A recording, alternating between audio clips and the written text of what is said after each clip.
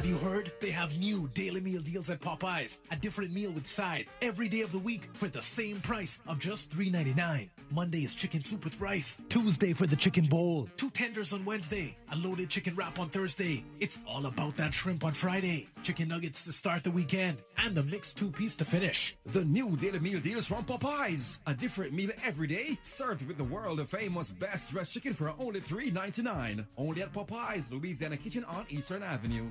We're not just the most reliable energy service in the Caribbean. Whether it's for your entertainment, lighting a path to your future, or making sure that you and your family are secure. We're there for you when it matters most. Your safety and our reliability are our top priority.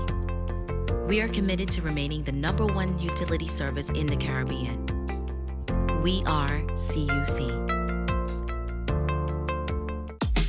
From happy beginnings and life choices that we make along the way, Brit K protects your lifestyle with the best insurance cover at the best possible price. health insurance with far-reaching benefits, Family protection and long-term financial plans. business insurance and generous employee benefits. For happy beginnings to happy ever after, visit BritK.ky. Brit K, where people come first. If it matters to you, it matters to us. We're Cayman 27, Cayman Informed.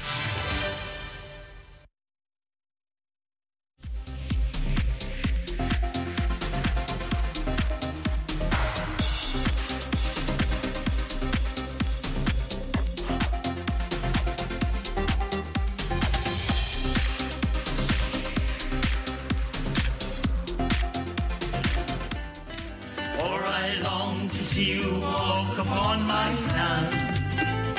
For my shores, they belong to my children, and my children belong to Grand Cayman. For my shores, they belong to my children, and my children belong to Grand Cayman. The opinions expressed by Cayman Crosstalk, its hosts, callers, or guests are not those of Hurley's Media or its sponsors. Here are your latest news headlines from the Cayman 27 News Team on Rooster 101's Cayman Crosstalk. Now, here's the news.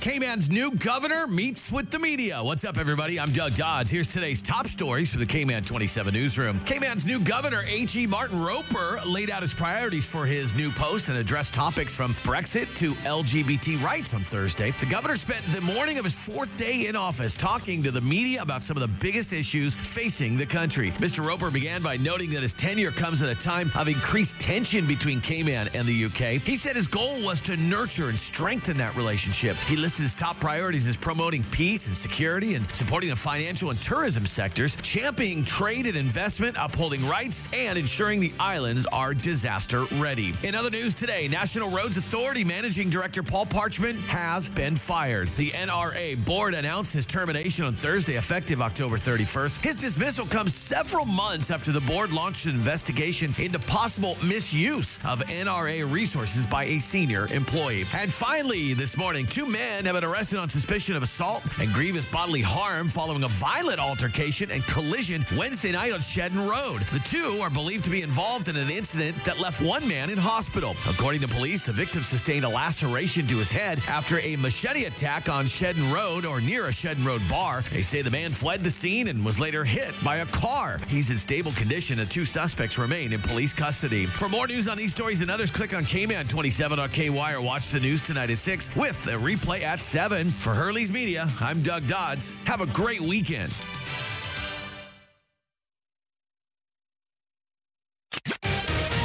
Be a part of the conversation on Cayman Crosstalk by calling the Superior Auto Hotline, 233-1019, or message us on the Cayman Crosstalk Facebook page. Now, back to Cayman Crosstalk on Rooster 101 and simulcast live on Cayman 27. Good morning, my lovely, beautiful Cayman Islands, and thank you all very much for tuning in. and letting us be part of your morning and part of your day. Today is one of those massive shows. It starts right at the very beginning, straight to the end. And so my normal little spiel and so forth that I'm going to have, I'm going to run down just in a quick, short little few minutes, tell you what I have on tap for all of you this morning. But before I do that, I just want to say thank you to all of you that tune in on a daily basis. Thank you for those that tune in around the world and send us all the emails, send the wonderful social media, positive vibes. I really greatly appreciate it. And to tell you the truth, our advertisers do as well. And here's the show. I am going to have a lovely maiden East End lady coming in this morning, and she's going to be talking with us about East End heritage. And then, that's Miss Delmiro. Yes. You all, every East Ender knows who she is. I can guarantee you that. And I want the rest of the Cayman Islands to know who she is as well. And Miss Delmiro is going to be coming in talking about East End Heritage Day, which is tonight. And I'll tell you the truth, Gilbert Miller, my forecaster for today at the National Weather Service, I don't know what Delmiro did, but she bought a pass. Tonight is going to be one of the most awesome nights there is. And I tell you the truth, Graham Rankin, you better perform tonight because the weather is on your side, buddy. And we're going to be talking fireworks. We're going to be talking food. We're going to be talking just atmosphere about East End Heritage, which starts today. We're going to get all the details from Miss Delmiro. Then right after that, we're going to have our First Friday. First Friday is something I started 3 years ago, where I focus on a lot of local artists. And whether or not they're visual artists, music artists, whatever they are, I want to promote local artists because, as Winston Churchill said, why fight war if you don't have culture? And so I just want to make sure that they are highlighted. We're going to have the president of the Cayman Islands Music and Entertainers Association in the studios as well. Notch, but his mama like me call him Jean-Eric. Jean-Eric Smith is going to be in the studios, and he's bringing a special guest star with him as well. Excited about that particular one. And then we're going to transition. We're going to have Mr. Tim Adam, Managing Director of the Cayman Turtle Farm, coming into the studios this morning, talking about the Turtle Farm and some new initiatives that they are going to be doing. The Turtle Center. I'm sorry. It's just ingrained into me to call it the Turtle Farm. The Turtle Center. Pardon me. I'll go back and try to erase that out of the records if you all need me to. Then after, because of Heritage Weeks and because of the things that have been happening lately with some restaurants that social media has been killing it, I have the DEH coming in, talking about food handling, talking about inspections, talking about all of those public health issues right at the very top or the end of the show, top of the show, however you want to call it.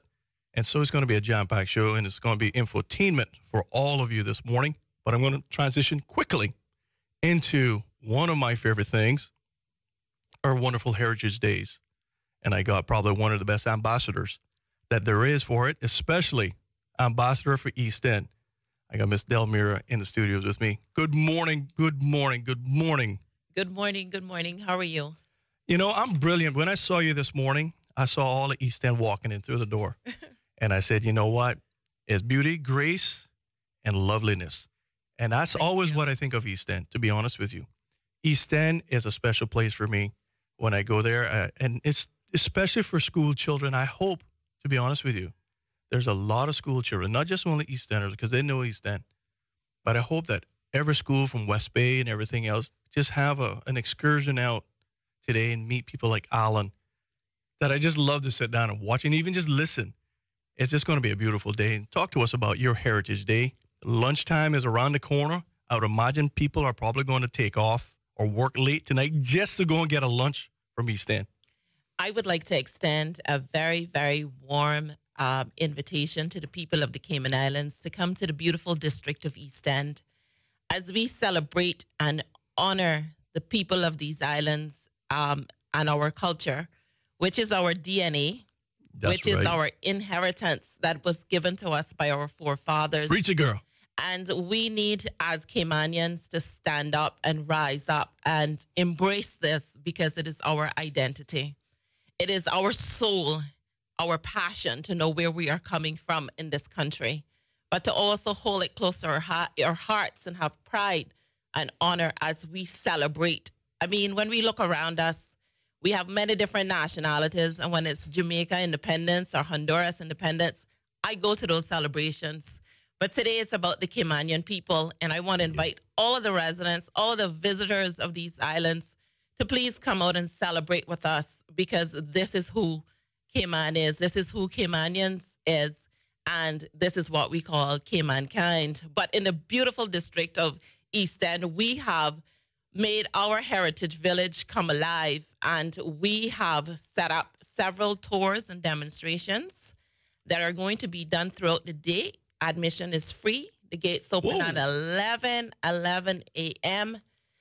We've gotten some confirmation from some of the public schools that they will be attending, because it is an upfront and personal experience. It's an educational day. It's a day of love and happiness and information. And truly is. They are going to enjoy today the culinary section that is set up in our heritage village.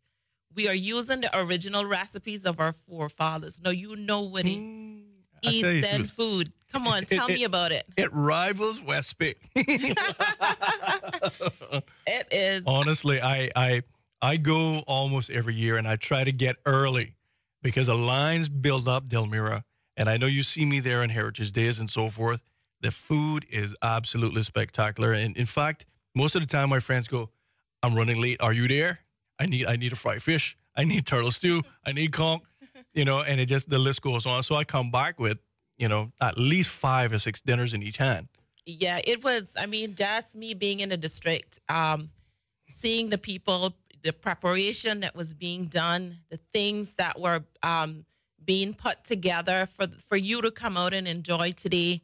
It's phenomenal. We have on the menu, we have lobster, conch, wilks, Cayman-style beef. We got fried fish and fritters. We got lobster, shrimps, barbecue chicken. You name it, we have it. And not to mention, we have Pam's Kitchen. We have several other stalls out on the field. We are very organized this year, because remember last year we were celebrating the 60th year for our coat of arms. Correct. And everybody came to Georgetown. Well, the Heritage Days are back. Any country, your heritage is first and foremost and the most valuable thing that our forefathers have given us, and it's an asset to tourism in this country. And I want to say to you, come out in numbers, come out and show what Caymankind is. Be a part of this passionate identity that we have to continue to relate to and to be a part of, to know who we are. And in the culinary section, we also have the Gunby United Church. They are actually doing homemade ice cream. We have it is just a lot of stuff. Miss Carmen Connolly is going to be there. She has a lot of crafts, handmade crafts, baskets, hats. She even has some decorative pieces for Christmas, some other masterpieces that she have created for you to not only purchase, but to actually look at her display. We have Mr. Alan E. Mikes, who's going to be one of our tour guides there. He's have a lot of history, a lot of information about the Cayman heritage, and he is going to be there with us. We have Mr. Gerald O'Rankin, who's going to be there, and he's going to do demonstrations on seeing how to make seeing. They use the net for goggle eyes and jacks, and then he has also another netting that is basically used for turtle. And we have the old Cayman home that is going to be open for inspection for people to visit and understand what it was and what a Cayman home was made of and what you would expect to find inside the plant and trash bed. You have so much other antiques that is going to be within that.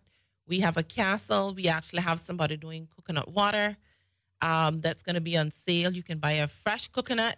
And we're going to have live music, not to mention Mr. Graham Rankin, who has put together a big fireworks display that's happening tonight at 9. It's going to be at 9 p.m. We want you to bring your whole family. Like what Woody just said, the weather is going to be good. It's going to be good. You called in a favor. Honestly, Delmira, I know somebody's listening to saying, you know what, East End, today's your day. We're going to ensure that even the weather is great for you all up there today.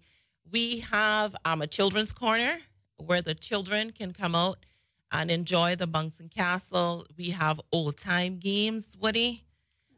Children have to get acquainted with that, put the computer down, put the iPad down, and get out in the outdoors. It's very healthy. It's refreshing. But I also want to speak about one of our officers that wears a uniform for the people of these islands. His name is Mr. Devin Bodden, and he's fighting a battle with cancer. Oh. And we actually allowed his family to have a cake stall for him at the East End Heritage Day. Good. And when I say a man in uniform, it's immigration, customs, fire service, police. They are the men and the real heroes of these islands. And Agreed. I would encourage everybody to please come out and support his family. They need funds as far as his medical expense. So he's also a part of our district day to day. Immigration has been very outstanding and supportive. They are already calling in and ordering cakes. We have a jam-packed day to day live music. We have a huge tent. We have seating overlooking the beautiful Caribbean Sea. It's going to be a nice breeze coming in White tonight. sand. Oh, a beautiful breeze last night when we were setting up. I mean, you had to see the togetherness and the teamwork of the Eastern Pirate Suite Committee. And we have other volunteers coming in today, Woody. It is about what is Cayman. Cayman culture, our heritage is important. It's on the world stage. It should be the first thing that our visitors see when they arrive at our shores. And it should be something that every generation in Cayman experience. So all I'm saying to my Caymanian people, to our visitors, to our residents, come out to East End. We have a jam-packed day. We have a lot of stuff on display. We are actually showcasing our district. As you're coming into the beautiful district of East End, you're going to see Lover's Wall. Yep. You know the history behind Lover's Wall. It says if you go there with someone that you're in love with and you kiss under the heart and you take in the Caribbean scenic views for at least 10 minutes, it will last forever. What? Yeah. Check so you have that guarantee, Christopher. Be careful, boy. You're still young. Christopher is smiling. So as we move into the district, we have the lighthouse. Yes. That you can also tour. We also have the Wreck of the Ten Sails. We have other historical sites in our district. There are other individuals that are making preparation for the night. We also have Pirates Cove Bar that have set up on the Heritage Field. It's a one-stop. You don't have to leave the Heritage Field for anything. Our team is ready. We want you to enjoy your day, and we have put together a jam-packed day and a day in history that will speak to the great men and women of this country. And we want to say to all of the Caymanian people, be passionate, be patriotic, come out and let's celebrate what's ours.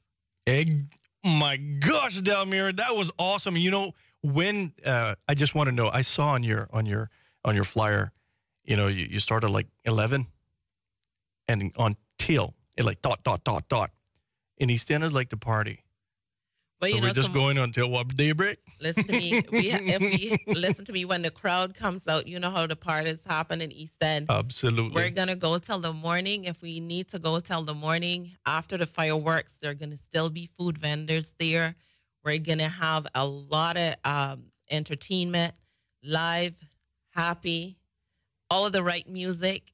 We got some of the old soca. We have some of the new soca. We have a lot of the new tunes that is going to be there. I just want to give a shout out to the East End Pirates Week committee, our chairman, Mr. Kendall Corner, who has been working extremely hard along with the rest of our team, Mr. Winston Lightbody and Pamela Lightbody and Marlene Samuels.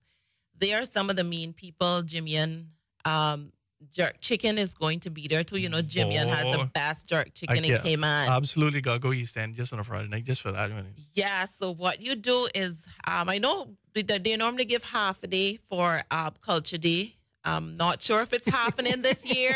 It's a Friday, ladies and gentlemen. It's a Friday. You can sleep in tomorrow. That's you don't right. have to do very much other than just come out. We want you to keep it safe. Don't drink and drive, and have a designated driver. And I can tell you, you will have a beautiful time. You're going to have an excellent time. Our culture is explosive. It is just so wonderful. It is beautiful. And it is a gift from my forefathers. And I just want to say thank you. Thank you to the senior citizens of this country. You are our nation builders. You are our pioneers. And you made the Cayman Islands what it is today. And we celebrate you and our legacy. Amen. Couldn't say it better. And here, I got something for you, Delmira. It's one of my favorite songs, and I know you'll probably resonate with you as well, too. But I want to invite everyone out to East End today. If you haven't had anything on tap, the Heritage Days are back.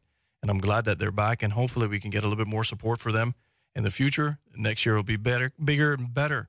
But here, East End, I can guarantee you, I love going East End. People like Mr. Alan Ebanks just makes it a wonderful treat for me. Delmira is always moving. She's like a bee. I don't know how she stands up, to be honest with you. But here's one song for you that gets me in the Pirates mood. Thank you. The first thing Saturday morning, we coming in from the sea in wave after wave, and as we approach the harbor. This hour of Cayman Crosstalk is powered by Subway. Subway, with 6 locations across Cayman, you know it makes sense to choose Subway. Subway, eat fresh, eat delicious. More of Cayman Crosstalk is next on Rooster 101 and simulcast live on Cayman 27. Attention viewers of Cayman 27, the Truth of God television program with Pastor Gino Jennings of the First Church of Our Lord Jesus Christ can now be seen exclusively in the Cayman Islands on this channel every Sunday morning at 10:30 a.m. You won't want to miss the dynamic preaching and teachings of Pastor Jennings as he speaks the truth from God's Holy Bible. Tune in every Sunday morning at 10:30 a.m. for the 1-hour broadcast of the Truth of God with Pastor Gino Jennings exclusively on Cayman 27. Cayman Informed.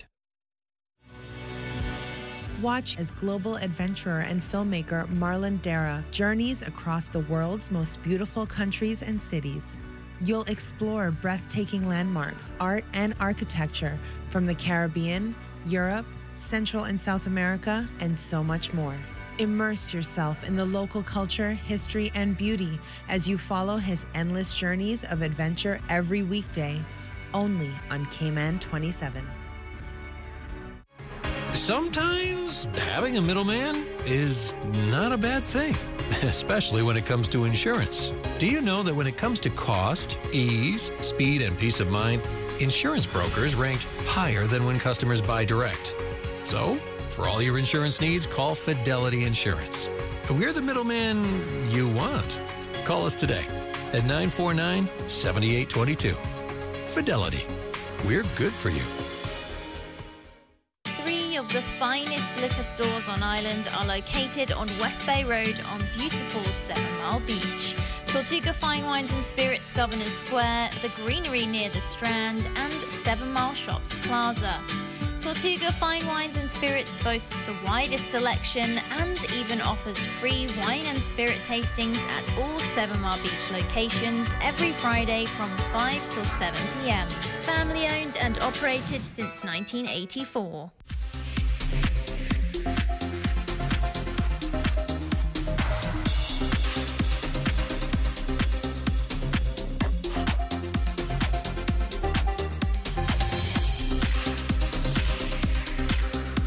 Ladies and gentlemen, happy Friday to all of you. I hope everybody's having a wonderful time this morning. I have a jam-packed show. And as I was saying, I got the president, the Prez, in the studios with us as well. And they're telling him, leave them glasses off. Good morning, Notch. How Morning, are you my this brother. morning? Morning, how are you?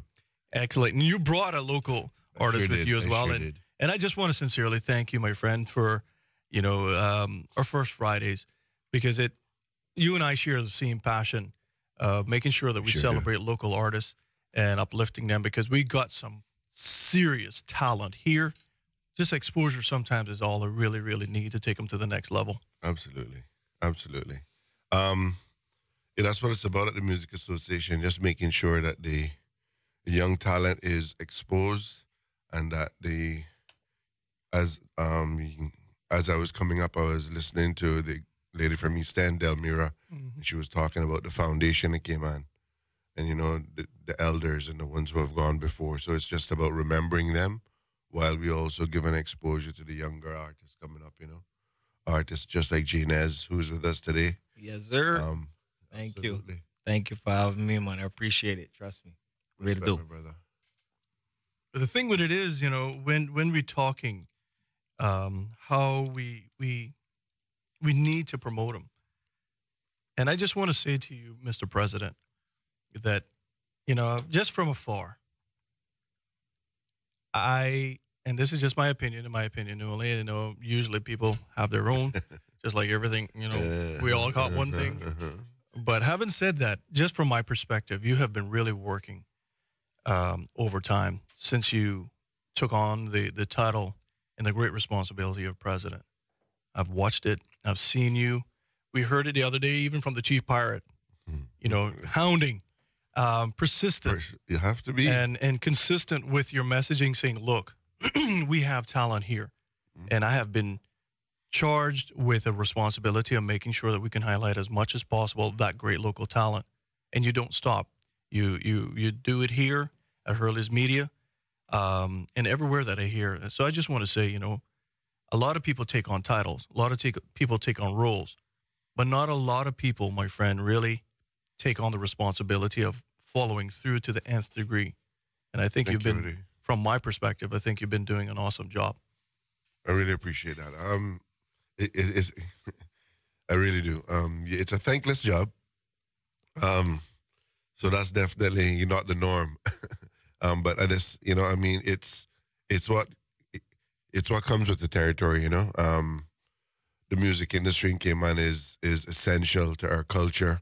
It's one of those bastions of, it's one of those foundation cornerstones, that really kept the Cayman Islands together socially and in every other way. It's what kept us from really fragmenting at the seams when things like politics and stuff would be pulling us apart. It's that we could always get together after something and, you have a jig, have a dance, as they say, and just have a good time and realize that we're all one. So it's so important, Like I said, in this weekend is a huge weekend for the Music Association. We have our AGM. And as you know, Pirates Week has just officially started. Yep. And this year we have accomplished some really major things. And I'm just proud to know that we're moving in the right direction. That really makes me feel finally accomplished and not so much like I'm just turning the wheels and kind of wasting your time, which happens a lot to us in the Cayman Islands. It's kind of like things the bureaucracy of things, it just takes forever to get something done. And you have to be, as Delmira was saying, passionate and tenacious to really, and persistent and aggressive to just keep at things. A lot of times we kind of think as Caymanians that, well, I'm a Caymanian, so that's supposed to be for me. It is supposed to be for you, but you're also supposed to have to go for it. And that's important because then when you actually receive it, you want to defend it that much more. It's not important, you know what I mean? So I really think being the president of the Music Association hopefully has been, me being the president, has been something you're good for the entire music community and just something that we can continue to build on, and thanks for that accolade. That was really nice. No, I genuinely mean that. And I think you know me for the longest time that I don't just say things just to say things. No, man. I genuinely mean it. Respect. And I think I just felt like I felt inclined to tell you that I like to give people flowers when they're alive instead of after they're dead, because we typically do that in Cayman. He was such a wonderful individual. Oh, yeah. But that's just how it is. Hence the reason why we have some young, wonderful talent here in the Cayman Islands. What I'm going to do when we come back, we're going to talk with Janez. But before we do that, I want you to, if you can, just to all of the artists that may be listening and those that may be tuning in later this afternoon, because they replay us again on Cayman 27 between 3 and 6. So people may see us then, and also on the Facebook, which people then look back on. Talk to some of the artists about the AGM that's coming up, when, where, and so that you can have a jam-packed Absolutely. membership there. Yeah, the AGM is on Sunday, November 4th. That's this Sunday. That's this weekend. It is at the Georgetown Town Hall. It starts at 2 p.m. And obviously, it's about the election of officers. There will be other things on the agenda. Definitely, we'll have an annual recap and the financial report, the treasurer's report, and all those different things. I think we'll even have a couple of guest speakers coming in to talk about the evolution of music in Cayman and where it's really going to, and what we're trying to accomplish, and how the things that we've been working on actually are working in tandem with that direction. And it's so important to steer the course and keep the course for the next executive that's going to be there, you know. The workload is increasing at the Music Association, and it's no longer just, well, you know, you could sit back and say, well, I'm this title or whatever. There's actually work that it demands, and you were just happy to contribute, you know, to have the experience and the know-how to be able to steer the ship, because that's so important. And in a way that everybody can be on board and nobody falling off, and you know, so it's important, you know. So on Sunday, 2 p.m. till 5, there'll be light refreshments afterwards. And entertainment. And entertainment, yes. all the time. All the time. It's break out in song. That's the perfect time to, you know, to show your talent. There you go. There you go. So, we want everybody to come out. Definitely, we believe in we believe strongly in the democratic process, and we want everybody to come and really partake. You know, everybody has an opinion, as you were saying earlier, and there's loads of naysayers. Usually, the disgruntled ones are the people who aren't actually getting their way at the moment, and they don't realize that there's actually a bigger picture that they need to be looking at, instead of just at their own self-serving desires or wants at the moment. Immediate needs. It's a huge problem locally, and we actually have this in this influenza that we've created in Cayman, where we kind of, for the people who are guests here and become domiciled here, we kind of have spoiled them into thinking that, well, once they're here, it's business as usual and it doesn't have any rules of engagement. That's not true. And we're no longer the lawless Caymanians, so to speak. So we like to have things in order, because that's what Caymanians are all about. Mm-hmm. You know, you come to a Caymanian home, you know, they will always invite you in, but they always feel like, well, the place don't look tidy enough. It's enough. Right. There you go. And that's us all over, you know. And then a tidy home is a state of a tidy mind, and it's the kind of people we are, you know. I think it's important for everybody to come out, take part, definitely come and hear what the association has been up to, hear what direction we're going in. We'll be talking about things like the Owen Roberts International Airport Initiative that now has local music playing throughout the airport, so that we greet. Local music is the first thing that greets the passengers. The passengers to the island, right. And it also sends you away from the island. So you hear the sounds, and that's important, you know, that ambience, you know, and looking to have those playlists transcended into the hotel lobbies and into other public areas. And when we increase that kind of playtime, then the sky's the limit. I agree. So this Sunday, come on out. The Music and Entertainment Association has their AGM at the Georgetown Town Hall at 2 p.m. on Sunday. That's the 4th. And after that, we have so many events coming up that I'll just leave that to the new president to hit you up with. And when we come back, we're going to be introduced to Janez. Yes. And, you know, we were fighting with him a little earlier. We told him that, listen, just West Bay has skill.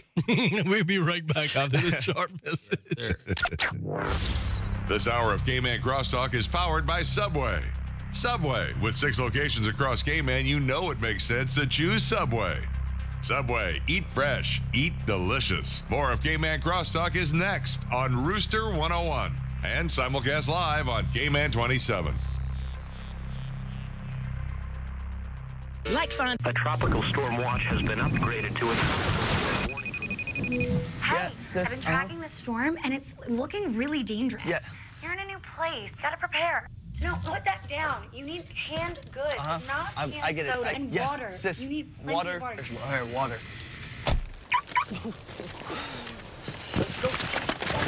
Oh, gosh. Oh, sorry. I'm just trying to get ready for this. Is it your first time? Yes. Do you need a hurricane buddy? Please. All right, come on. I prefer bigger bottles.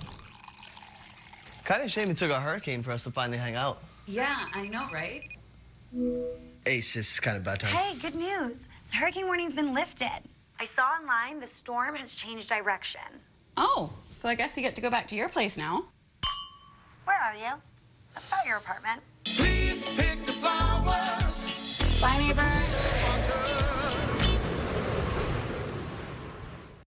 Hi, I'm Caroline Hobby, host of Nashville Insider, where we bring you the latest in country music news and happenings. Join us as we interview your favorite artists and go behind the scenes of country music's hottest events. Watch Nashville Insider right here on Cayman 27.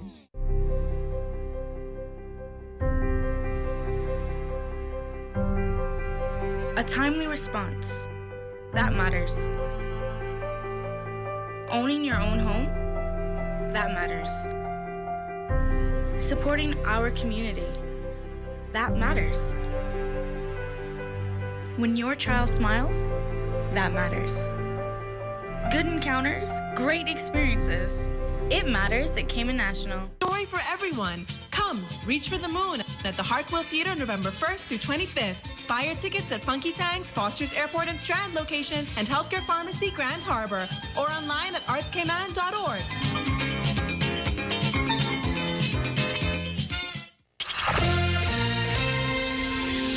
Here are your latest news headlines from the Cayman 27 News Team on Rooster 101's Cayman Crosstalk. Now, here's the news.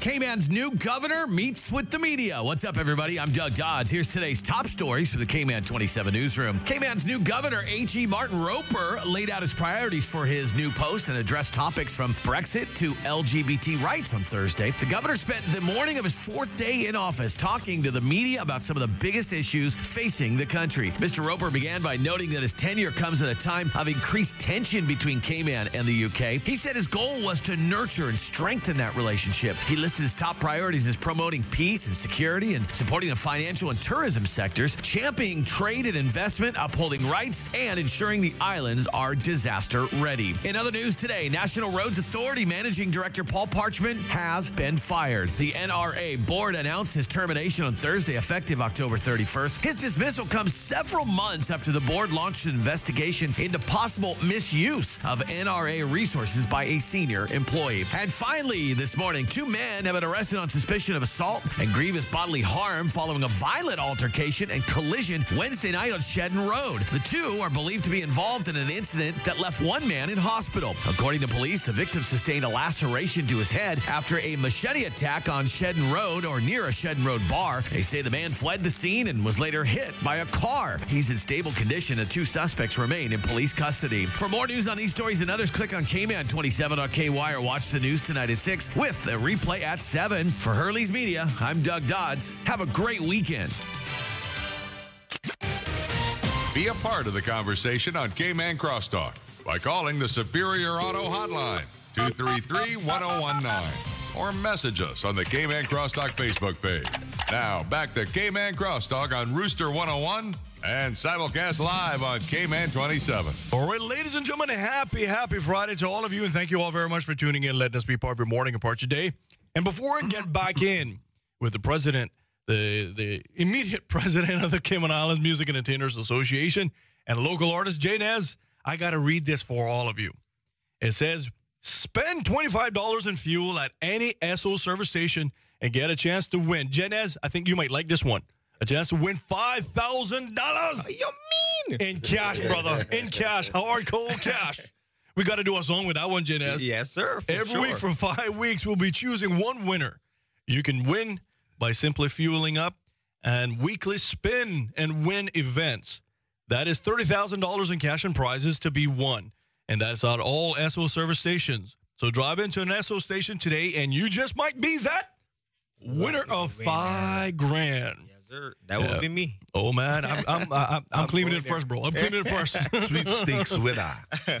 And you know, Mr. Prez, I want you to introduce this young local artist because I'm always excited when you bring people into studios. No joke, I truly am, and I'm glad that you know we've created this segment, and hopefully we'll continue First Fridays, and Isabel will have you. Yeah.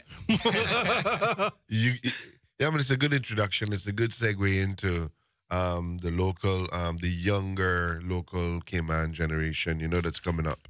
And I think it's important that they get their they get introduced to the nation on the world stage, you know, through a medium just like this. Drum roll, please.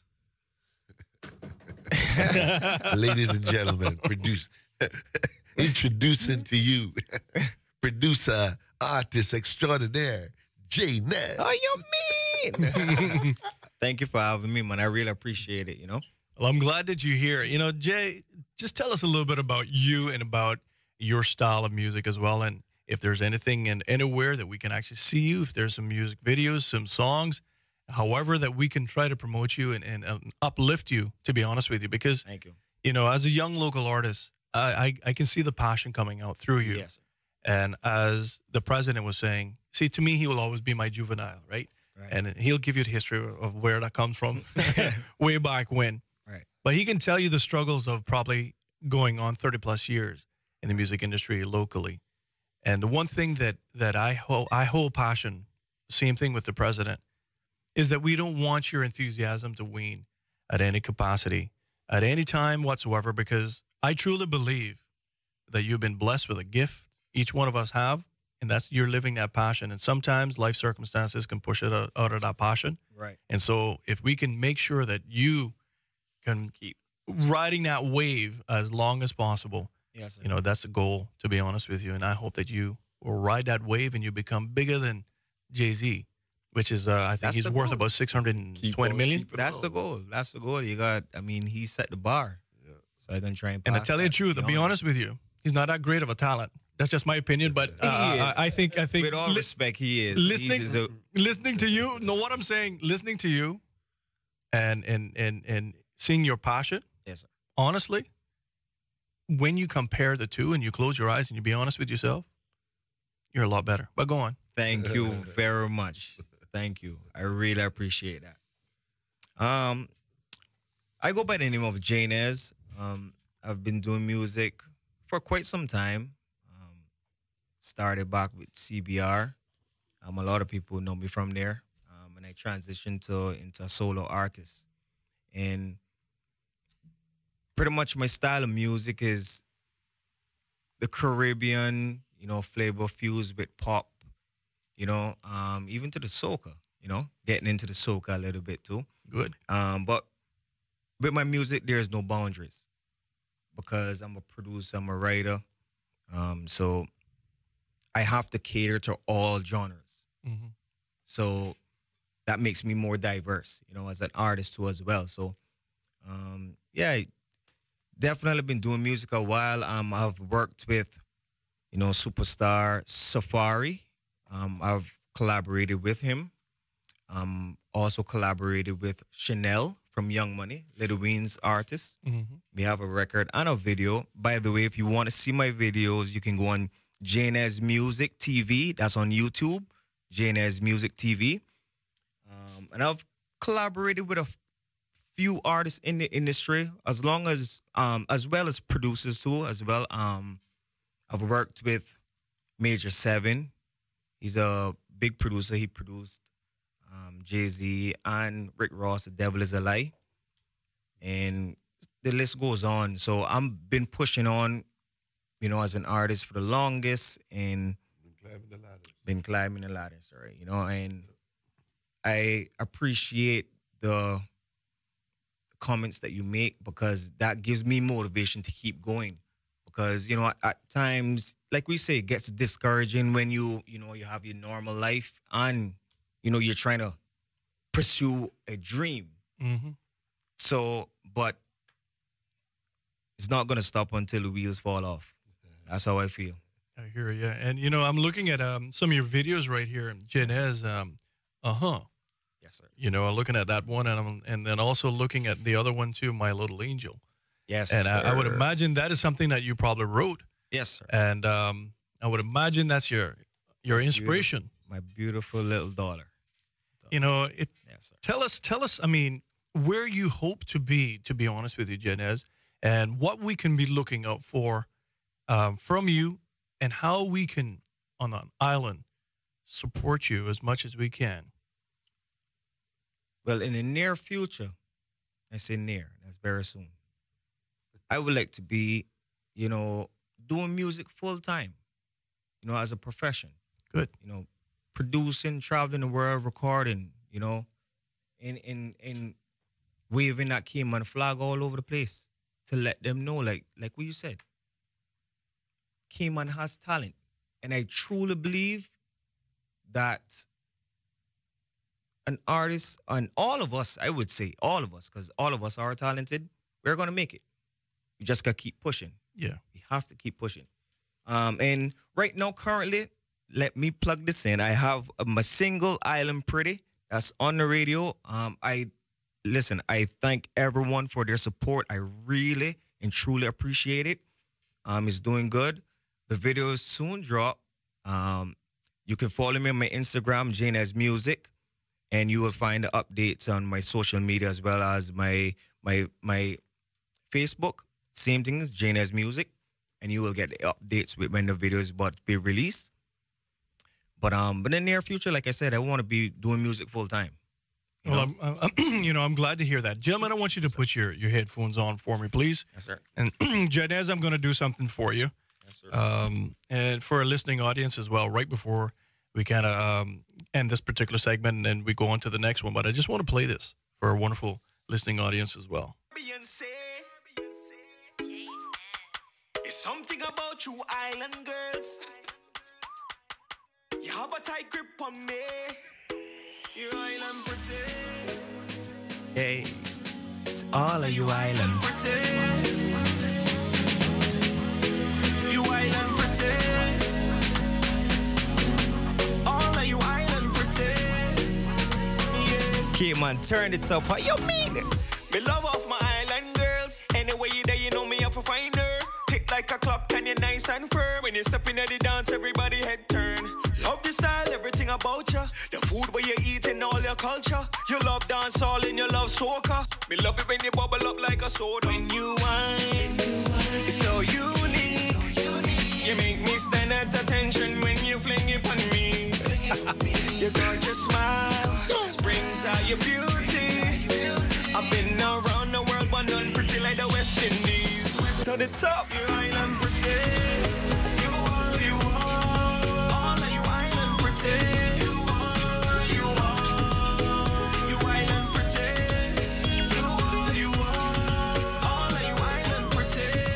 No, man, I tell you the truth, like I said, and I didn't say it flippantly. Honestly, you see, I like rap, right? I like old rap. I'm not gonna lie to you, I'm old school rap. Right. Give me Sugar Hill and give me all those ones, right? But I tell you the truth, I'm just saying, we have so much talent in my mind.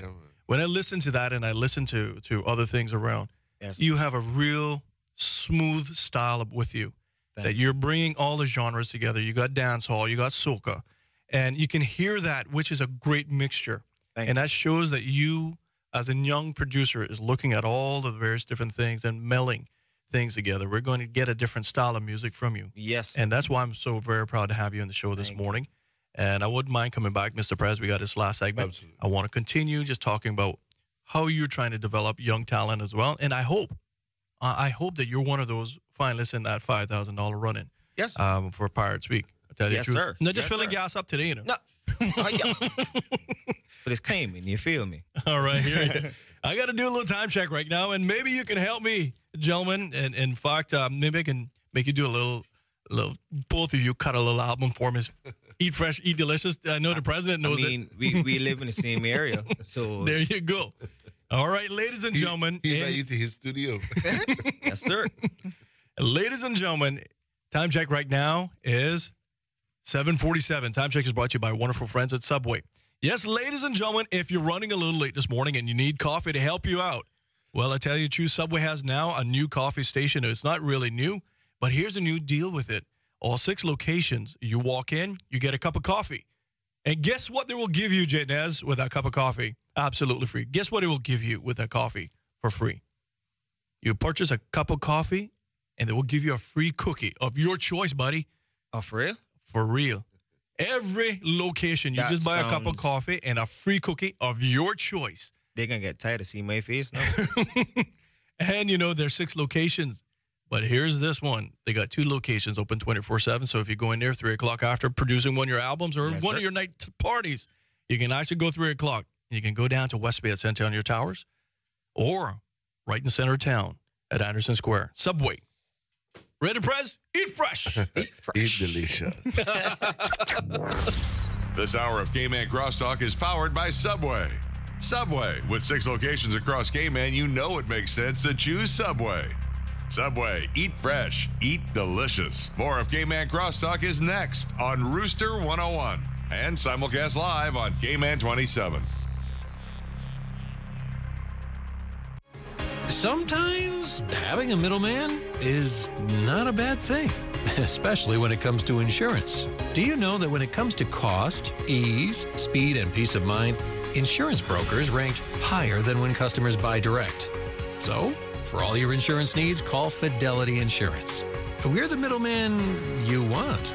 Call us today at 949-7822. Fidelity. We're good for you.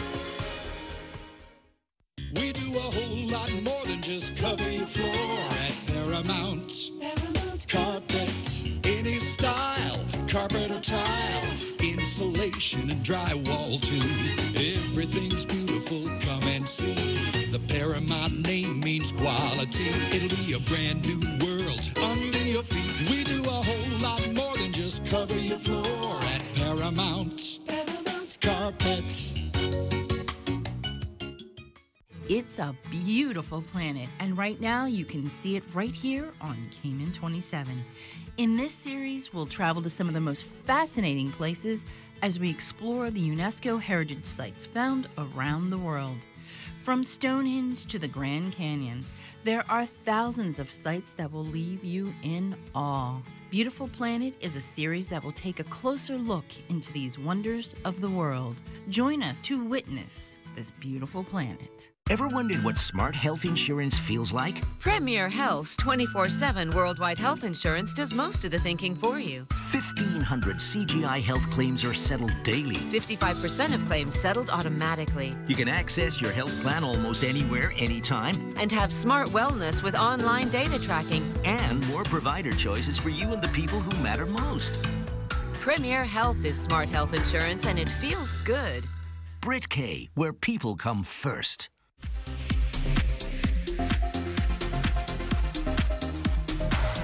Up to East End Heritage and visit Elmira. And I tell you the truth, the whole entire crowd up there as well. And Mr. Prez is there. It's conch season. It's conch season. Wilk season started yesterday. So you know East End loaded. And tonight you can. Here's a forecast that they dropped down on me this morning. It says tonight is going to be beautiful. It's at 82 degrees with winds coming at you from the northeast, east-northeast at 10 miles per hour. So there's a nice little breeze coming in. And you have basically little or no chance of rain tonight. So it's going to be a beautiful evening. And sunset will be setting at 5:51. So you got a great, wonderful evening to make your way up to East End. And basically you got a similar weather forecast pattern straight through until Monday morning. And it's going to be absolutely beautiful. Here's what they're going to tap for tomorrow. Pleasant and beautiful in the Cayman Islands. Can't beat it. We're going to come right back with local artist, Jay Naz. Be a part of the conversation on Cayman Crosstalk by calling the Superior Auto Hotline, 233-1019, or message us on the Cayman Crosstalk Facebook page. Now, back to Cayman Crosstalk on Rooster 101 and simulcast live on Cayman 27. All right, ladies and gentlemen, thank you all very much for tuning in, and happy Friday to all of you. And welcome to the infotainment show this morning. And I have the president of the Cayman Islands Music and Entertainers Association, Notch. And I got to keep saying this because every time I see your mama, she say, I like how you say Jean-Eric. Jean-Eric Smith in the studios with me as well. That's me. And he is brought down into the studios another young local artist. And we have created this thing called First Fridays. The first Friday of every month, we're going to be featuring local artists and just trying to support you, promote you as much as possible. And we just heard, that gorgeous song, Island Pretty, from Janez. Thank you. Janez, if you don't mind, could I want to indulge you. I just want to play just a little bit of My Little Angel. Do you mind if I do that? I don't mind at all. All right. And I want you to talk to us about that as well. Okay, no problem. All right, gentlemen and ladies, this is, and I tell you the truth, I like the video as well, going straight from the sonogram all the way down to everything else. So obviously there was an inspiration in your life for really writing this song. And he's even documented as well. He got his pictures and everything else. It's really, really wonderful. I can't wait for her to get up into her teens and so forth and see how that's really documented and then put a song to it as well. So, welcome to the world, my girl. Welcome to the world, my girl. Welcome to the world, my girl. Your daddy love you, your mother too. You're so precious, you're so beautiful and so cute. You were sent from heaven above. I'ma give you unconditional love. You make me so happy till I wanna scream. From the moon to the stars, to heaven above you are. You're my little angel, angel, angel. And I want you to know, ain't nothing in this world I wouldn't do for you. You're my little angel, you're my angel, you're my angel, angel. First lesson, be better than you that day. Put your mind to whatever ends strive. Do what you do to make it happy. You only have one life, so you got who's smart, cause this world is crazy. Then friend you, then turn around bad mind. Think positive and don't be afraid. Don't worry, cause I never leave beside you. Girl, you mean so much to me. I want you right next to me. Protect you from all enemies. This love is eternity. To the stars, to heaven above you are. Give me the back up, pardon? Me? That's all me. Yeah. That's all me. Yeah, man. That's all me. Okay, Thank you. guys, I hear you there. Thank you, man. Thank you. I'll be honest with you. It's probably one of the most touching, emotional videos that I've ever seen because it's real.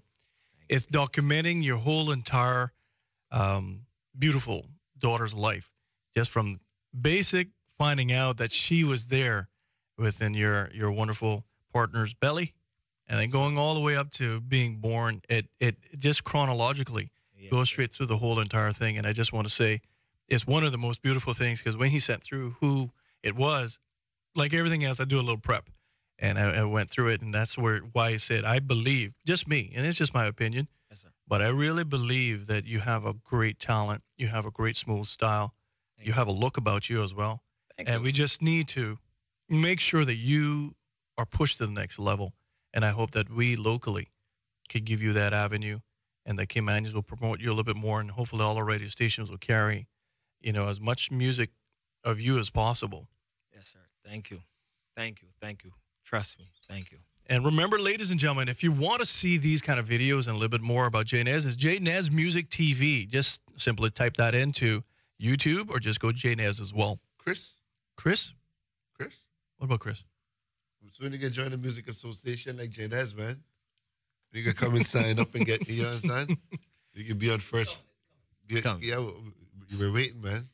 And the thing with it, young Christopher here, he is one of those virtuosos as well. Yeah, man. And not just playing music. He walked into my office once when he had a lot of hair.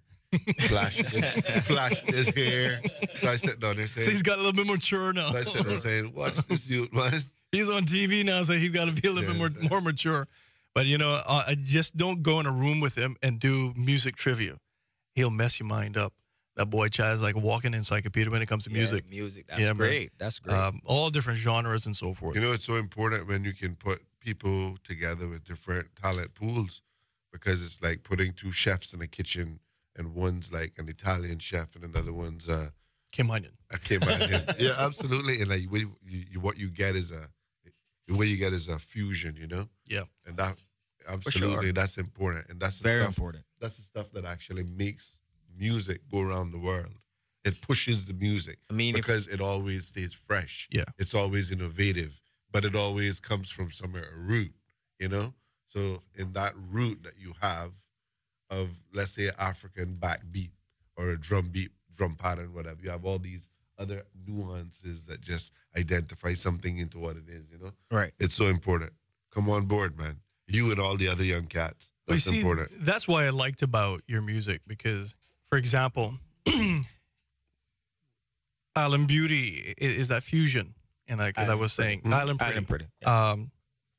It's that fusion with all of those different genres all together. And you got a little bit of hip hop, a little bit of soca, a little bit of dance hall. It all just kind of pulls right in together. And to me, I think you did a great seamless job of mixing. Everything. And a lot of people don't really think that is talent, but to me, that's great talent. Thank you. Seriously, if you can mix that way so seamlessly. Produced everything. Like, no, very proud of you. Like I said, it was the idea, and I wanted to, make something special for the ladies, because I feel sometimes we don't appreciate them, and I felt in my heart we want to, show the ladies that, fellas, from a fella standpoint, that we appreciate ladies. And if you look around, Cayman has some of the prettiest women across, like, if you go across the world and look at women, they're beautiful, but Caymanian women? Well, so I had to speak about them, you know what I mean? So I had to big them up. We had Poppy Collins, Sevens do that as well. That was letting you lead with that. I was like, what do we going? What we say to that? You don't want to alienate no fans. But home base is important. Yeah, home base. And Poppy said it. Yeah. You know? Well, Mr. Prez, once again, tell us on topic, and you're trying your best to get as much people out to for sure your AGM as well, and just a little bit more props on Janez here as well, and maybe what's on the top or what you have on top as well if you're reelected as president, and hopefully we can continue this First Fridays as well. I'm fairly confident that the membership will realize all of the positive things that have been done. I know there's, as you can't please everybody all the time, and that's just a fact of life. But definitely, I want everyone to come out and take part in the AGM, the CME's annual AGM, which is this Sunday, November 4th, at the Georgetown Town Hall. And that's important, come out and hear what the association is doing, hear what we're trying to get done, and how this all connects with a plan for the future, actually our 5-year plan, which is important, which is something that we do have in place. So we have a scope for where we're trying to get to, and that's so important. You can't be on a journey without knowing, the destination. So it's important to make sure that we kind of hold the course. Sunday, November 4th, I'd like you guys to come out. Obviously, we'd like your support to make sure that everything runs right. We need a new exec, definitely. The guys I think the board is you're ready now for some relief. Some of the people, it gets to be a bit consuming. Janez, all the best for the future. You're right in West Bay. I'm sure that you and I will be doing some work soon down at your studio. For sure. Now that I know where it is off Fountain Road. Yes, sir. Yes, sir. I like that. Yeah, as a matter of fact, we were up all night last night with Jam Mitch. He's nice. He has submitted a song into the music festival, into the song festival, national song competition. So he was ironing out his kinks, and I was up with him. I'm going to play his song. The first song out of the show, I'm going to play him. And believe it or not, the one song that I got in here, which I was surprised into the country library, I got John Mitch in there. Oh, man. Yeah. Search the town. Oh, that's a classic, man. I actually have a version of that, You remember Baby Mama, Big Baby Daddy? Oh, I remember that. I remember that well. I remember it well. But Janez, I want to play something for you before I leave. And it's I try to start the show off every morning with local artists, every morning. And sometimes I even go in. And in fact, you know what, Notch, we had some guests that have been living here for quite a long while that brought friends down from Illinois. And they listened to the show. And I saw them out when I went to dinner one evening, early part of this week.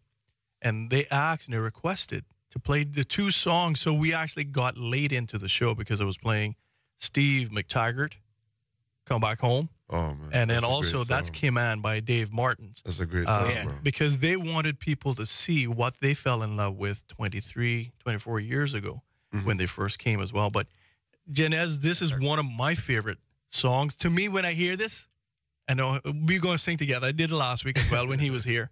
But seriously, this is one of my most favorite songs. I'm not sure if you remember this, but hopefully it becomes part of your library as well.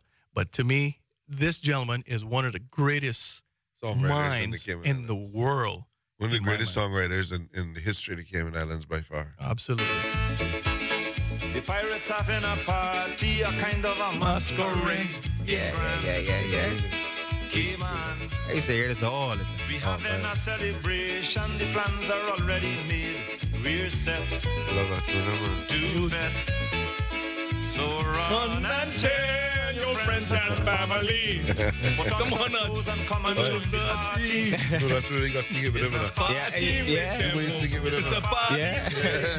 It's a big celebration. All over the, come on, Christopher. And the whole island pulsating. It's Pirates Week, And dance. And the children prance. And the old people come out to see. And the whole island is one big party.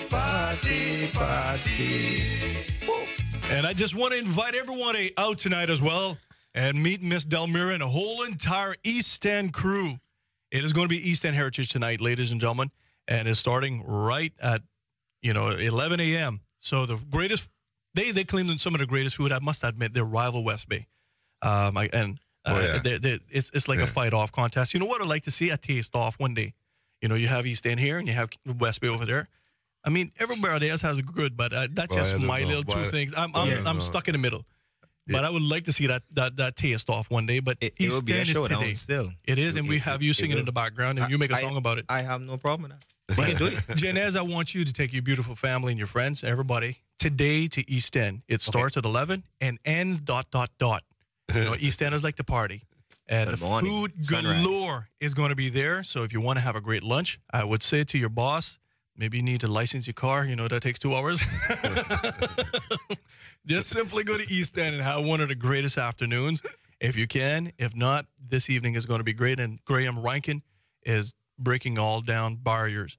He's going to make sure that his East End has one of the most awesome fireworks that there is. So ladies and gentlemen, it's Pirates Week. Heritage Days are starting. Today is East End Heritage. Monday will be gentlemen, in West Bay. So I urge all of you. West Side. And I just want to say, Mr. Prez, thank you very much, Janez. Absolutely. It's such a pleasure to meet you. And it's a pleasure to meet you as well. I really appreciate the support. And let's turn this thing up, man. Let's make Cayman. You know what I mean? Win Grammys. That's the goal. Well, the thing with it is, I got the managing director of the Turtle Farm coming in. I'm going to pressure him and squeeze his ear a little bit and say, well, you know what? Maybe we can have Janez and the Music Association come down there and party as well as people walk through the door. Let's do it. Initiatives are coming in, new ones. Absolutely. And it'll be great to do it as well.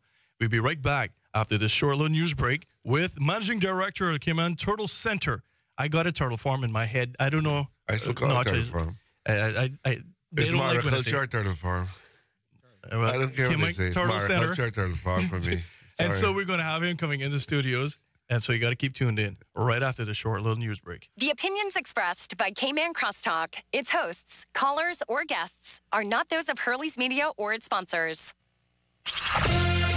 Now, from the Cayman 27 News Team, here are your latest news headlines, brought to you by the Cayman Pharmacy Group, with West Bay Pharmacy, Savannah Pharmacy, and Professional Pharmacy. The Cayman Pharmacy Group has a location for you just around the corner. Visit them today. Now, here's your news headlines.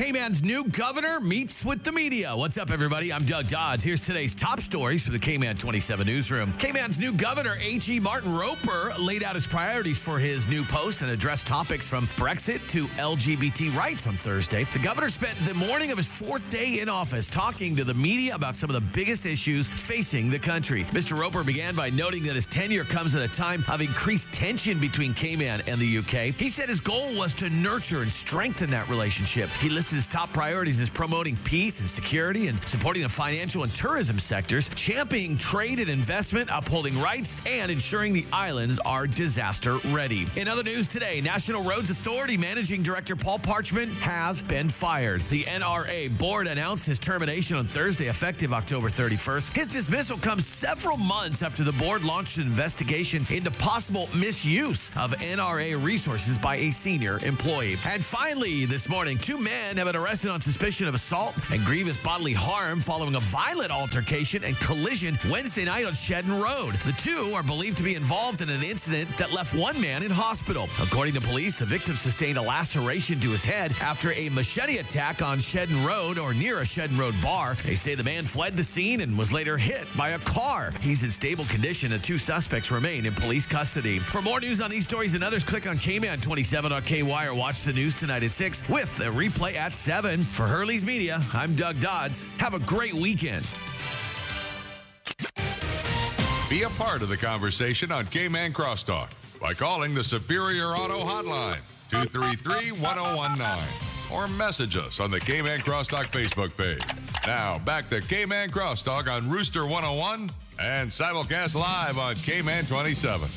All right, ladies and gentlemen, happy Friday to all of you, and thank you all very much for tuning in, letting us be part of your morning and part of your day. I'm waiting for the managing director of the Cayman Turtle Center to come into studios, Mr. Tim Adam. And between now and then, I just want to remind all of you, the Heritage Days are back, and today is East End Heritage. If you missed it right at the very top of the hour, we had Ms. Delmira Kirchman-Bodden come into the studios, and she was talking to us all about East End Heritage, and it starts today at 11 o'clock. And we hope that all of you will actually make it out and that you can make it out until ...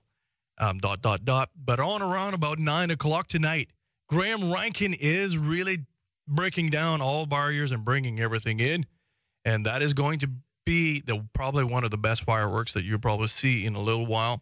That Graham is from East End, so he takes great pride in that as well. Not that he's not going to give anybody else it, but, there's a little specialness about it, and that happens at 9 o'clock tonight. Massive, massive firework display at East End Heritage Park. And the food is there. The food is galore, is starting off today, and I'm looking forward to it. I'm going to come up there. Mr. Alan Ebanks is going to be giving tours. If you've never met Alan before, it's a treat and 3/4, to be honest with you. He's a lovely man, fun man, and just a wealth of knowledge. And you got to see him plot. You got to see him do thatched work. It's just absolutely phenomenal how quick that he does that as well. But now I got the managing director into the studios of the Cayman Turtle Center.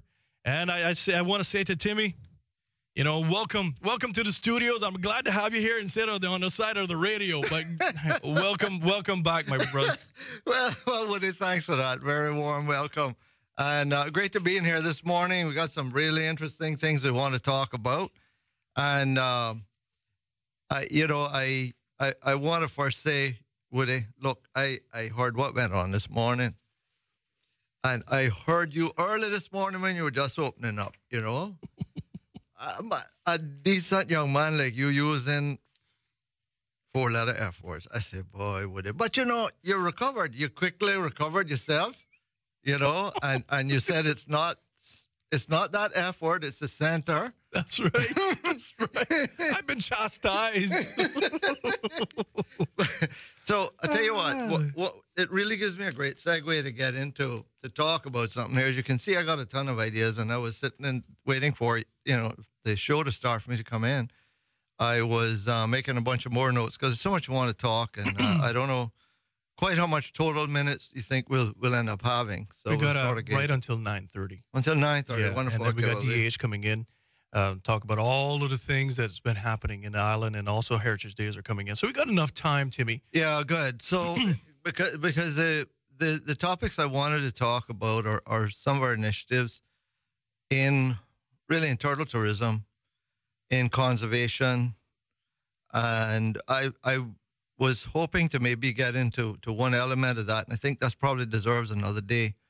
But I will mention it. I'll go into a little bit of depth as to why we're doing what we're doing on that aspect of it. So lots of cool things to talk about. But your comment there, or rather my harassment of you on your comment, gives me a great segue. You know, it's time to set the stage for why we're doing what we're doing and who we are today, contrasted with what our company was when it began 68 years ago. October, actually, I have discovered, really, was the date, October 1968 was the date on which Mariculture Limited was actually formally established. Wow.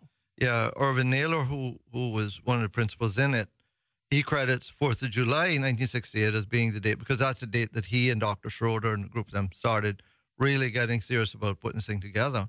And he says that's the birth date of it, which, you know, makes sense, or at least you can say that's the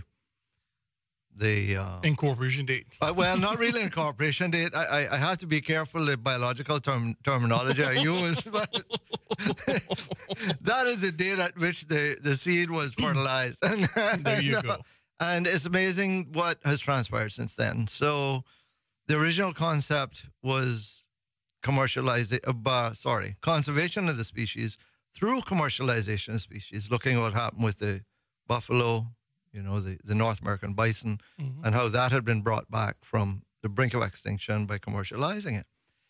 And that has been what the predecessors of Cayman Turtle Center have been over the years, but we have now morphed. And now, let me just read you. Timmy, before you get into that, yeah, there's a whole new generation that really may not realize why this turtle center plays an integral role and part in the green sea turtle life existence. Yeah. And I say this with all earnestness, because when I go and speak to school children, you know, that has been now far removed and taken off the endangered species list. But you got to realize, ladies and gentlemen, and I got to say this, and like, for example, when Mr. Fred Burton comes in the studios, I like to give credit to people that have done great things. We have a unique creature in the Cayman Islands, not just a Caymanian, but we have the blue iguana. Yes. That is unique to us. Yeah. It was nearing extinction, and if I remember going through some of the research, it was something less than numbers of 50 when they first started doing this over 20 plus years ago to try to bring them back. They were on the brink of extinction. And when you hear things on extinction, you can talk about the dodo bird and all of these things. It's a real thing, ladies and gentlemen. And we can just look back in the annals of time and history. But the turtle, ladies and gentlemen, the green sea turtle was on the endangered species list worldwide as well. It was nearing a few thousand that were left in the wild. And, you know, Mariculture Limited and all the great people that started this 60 years ago. I can't believe it's been that long. 50. Yeah, 50 years ago. Yeah. You know, to see where we are today and that you all are now releasing and have released over that time frame over 30,000, if my research shows correct, over 30,000 into the wild. And to me, that is, I think people need to understand from whence you came, and like you're saying, to now where you're going, because now that history has been established.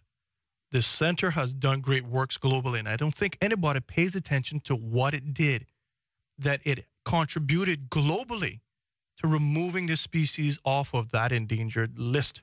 Yeah. It really has. And I don't think you're giving enough credit to that. So because of that, you're now moved to the next phase of history. Yeah. And thanks for that. And indeed, at the time when the concept of breeding marine turtles in captivity was pursued, which resulted in the creation of Mariculture Limited, indeed, all the sea turtles were under a lot of threat of extinction. And as you mentioned, the green turtles were one of them. Green turtles, so that, you know, the Cayman and resident population will understand why it's such a special turtle to us, is that the green turtle is the only one of the 7 marine turtle species that becomes a vegetarian as an adult. The result of that, it's produced an amazingly good quality of meat, very healthy meat, and it in doing its thing, you know, in developing from a hatching, which all the turtles come off the beach as a carnivore. They go out into the sargassum beds. They eat the small crustaceans that are in there. So they're all eating animals to begin with. Mm-hmm. But then they gradually transition into whatever their adult diet range is going to be, and they're each different. But for green turtle, it's the only one that becomes a vegetarian later life. One of the things a little caveat I should put in there is that pretty much any marine turtle, if it sees a jellyfish, will go for it. And that's a problem I'll talk about toward the back end. It's like Jell-O. It's nothing. It looks like a candy to them. It really is like I taste, to them it's candy, so they go after it, and that creates some problems, which we'll talk about. But so green turtles, in doing what they do an amazing job of also cultivating the turtle grass beds, which are a vital part of the marine ecosystem in tropical countries. And by eating the turtle grass in a particular way, they keep it very healthy, so that all the other functions of turtle grass beds can function in a healthy way.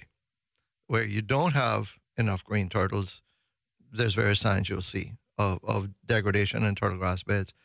But they also do an amazingly important job on the reefs.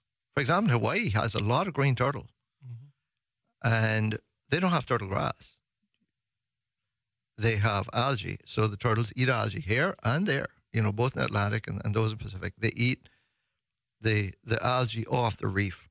Very important thing about reefs, if you have too much algae and too much sponge covering the reef's substrate, new polyps won't recruit. And even if they do recruit, they get smothered out. Yeah. So they, you know, the polyps come as individuals, and they need to, you know, have other individuals that need to propagate as well in order to form a coral colony. And the thing you and I see when we go snorkeling, particularly or swimming or diving really in the daytime, the thing we see is a colony of coral polyps that come together and do the amazing things they do, forming the reefs and forming coral heads and shoals and so on. But the green turtle is one of the essential creatures to have in our environment to keep our reefs healthy. And with the depressed number of greens, the reefs aren't as healthy as they should be. There are other creatures that do that as well. We know about parrotfish, the important job they do. We know the surgeonfish family, what they do. So the idea of bringing greens back from extinction was not just as a source of high-quality protein, as was done with the bison or the buffalo as we know it, but also because it can then fulfill its very important role in the marine ecosystems, and particularly in places, the warmer climates, the tropical climates and subtropical climates where these turtles thrive.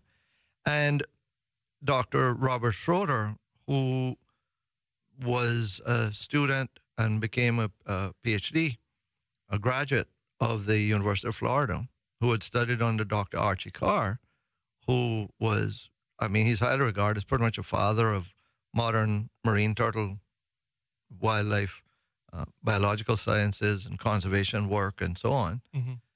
Dr. Schroeder caught the vision, you know, that if captive breeding can work to bring back certain species like the condor and the bison and so on, why can't it work for marine turtles? And that's how this place got established, because in his heart, what the main thing was is let's conserve the species. He teamed up with people like Sir Anthony Fisher, who had developed intensive farming of chickens in the United Kingdom, Bucks the Chicken. You may have heard of that, that brand, and put the ideas together to create what we created today. So that was the beginning of it. But then he always had the intent, and he began from the outset to work very heavily on the conservation of the creatures, on turtle releases, hatching releases, and things like that. And having success, we bred them in captivity, which a lot of the environmentalists said, you know, could never happen, right? There was a lot of talk that too many biological complications to try and get marine turtles to breed in captivity. It's not easy. It's not a task for the faint-hearted to figure out how to get that going. And today we stand on the shoulders of giants, people who believed in what they were doing, who achieved what they set out to do, who got them not only to breed in captivity, but to thrive. And now, you know, we're beyond the second generation of turtles bred and laid and hatched and raised in captivity, but also helped other species. Back in the day, the Kemp's Ridley was in even worse shape. Their population was really, really on the edge. And this is not a turtle that's native to Cayman, but we were asked by the U.S. and Mexican authorities, our predecessor, Mariculture Limited, you guys have succeeded in breeding the greens. Do you think there's a chance you could breed the Kemp's Ridley? Completely different species, completely different diet. And sure enough, it was achieved. And, you know, over 100 of those turtles were sent back to be released in their native waters. So it started as that. Then it became an amazing tourist attraction. There was a natural curiosity over what's going on here.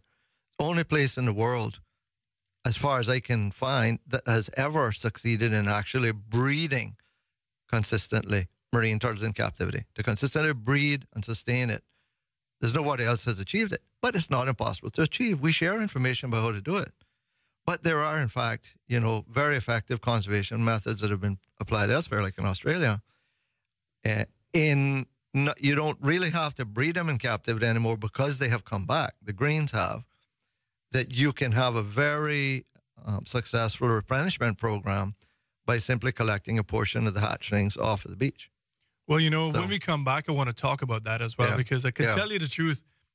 Your brother, Billy, yes, over the last 2 months, yes, I tell you the truth, Timmy, almost on a daily basis, I was getting something about it. He was up late at night, early in the morning, sending me texts and videos over of turtle hatchlings going out and how many people were actually enjoying seeing these little creatures just pop out through the sand and making their way down to the water's edge. And I just thought it was absolutely a beautiful thing. And I know those are some of the initiatives that you're coming up with. That's as well. what I want. Yeah, we'll fast forward to that here in a second. Yeah, I like talking about that because to me, I think, you know, when we're looking at the Cayman Turtle Center, well done. It's hard. It's hard to say, not to say the F word, the 4-letter word. Right. But it's still ingrained into me. Sure. When we come back, I can't wait to talk about it and see where we are, because I think it's an icon of the Cayman Islands, and I think we should do everything we can to make sure that we sustain it for many different reasons. I mean, we all love our national dish. Mm-hmm. I tell you the truth, today's Friday. Richard's got my name on my plate of food down at Amelia's Kitchen. So you can come and join me. That might have been Maggie that you probably seen down at the farm.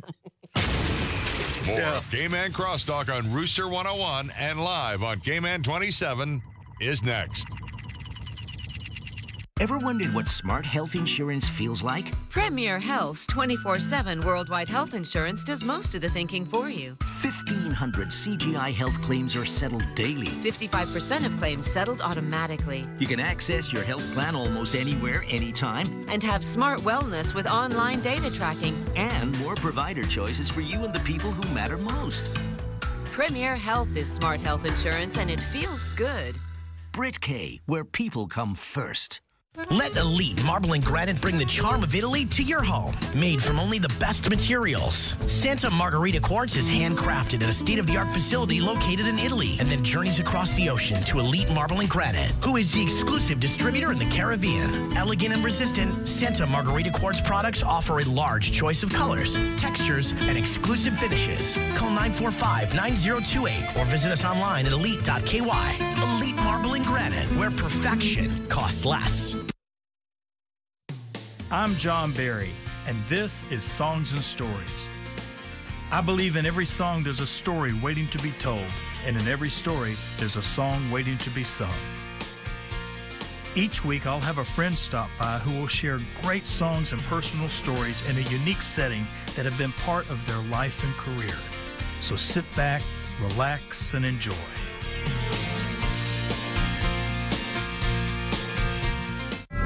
Dynafroze, Dragon's Revenge. One day, 4 boys from the future traveled back millions of years through time.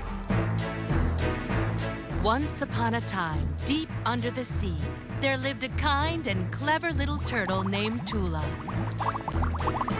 Citizens of Lotus Valley, the hour is upon us. Our way of life is being dramatically threatened. You, the Alliance, are the last hope of freedom and the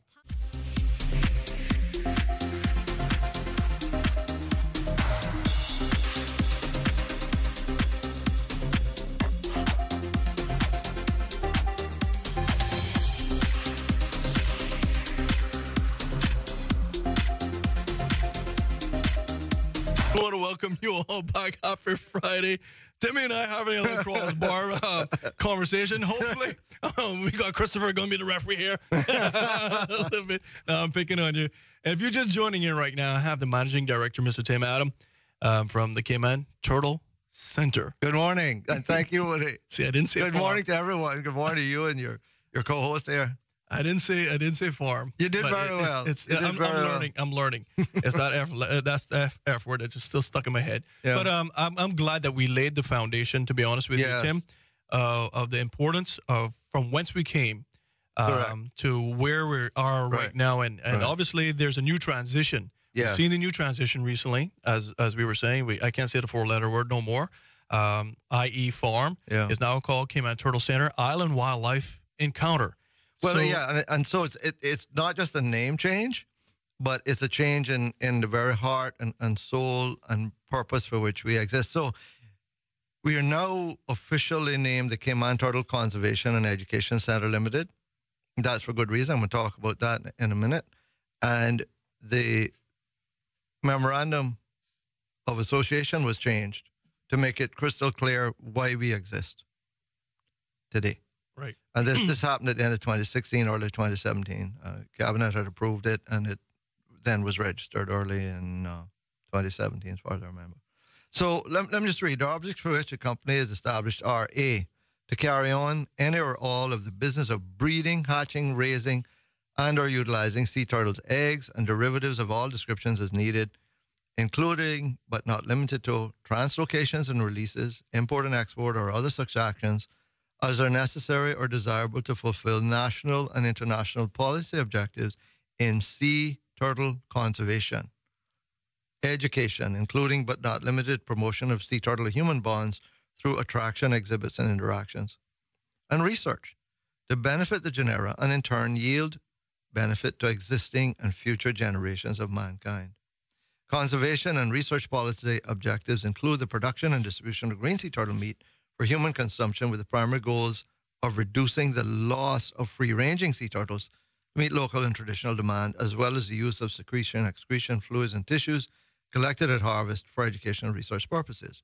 And then B, in the memorandum, says Object B is to carry on the business of providing various products and services to visitors and residents, conservation, education, and research in any or all fields and branches of aquaculture.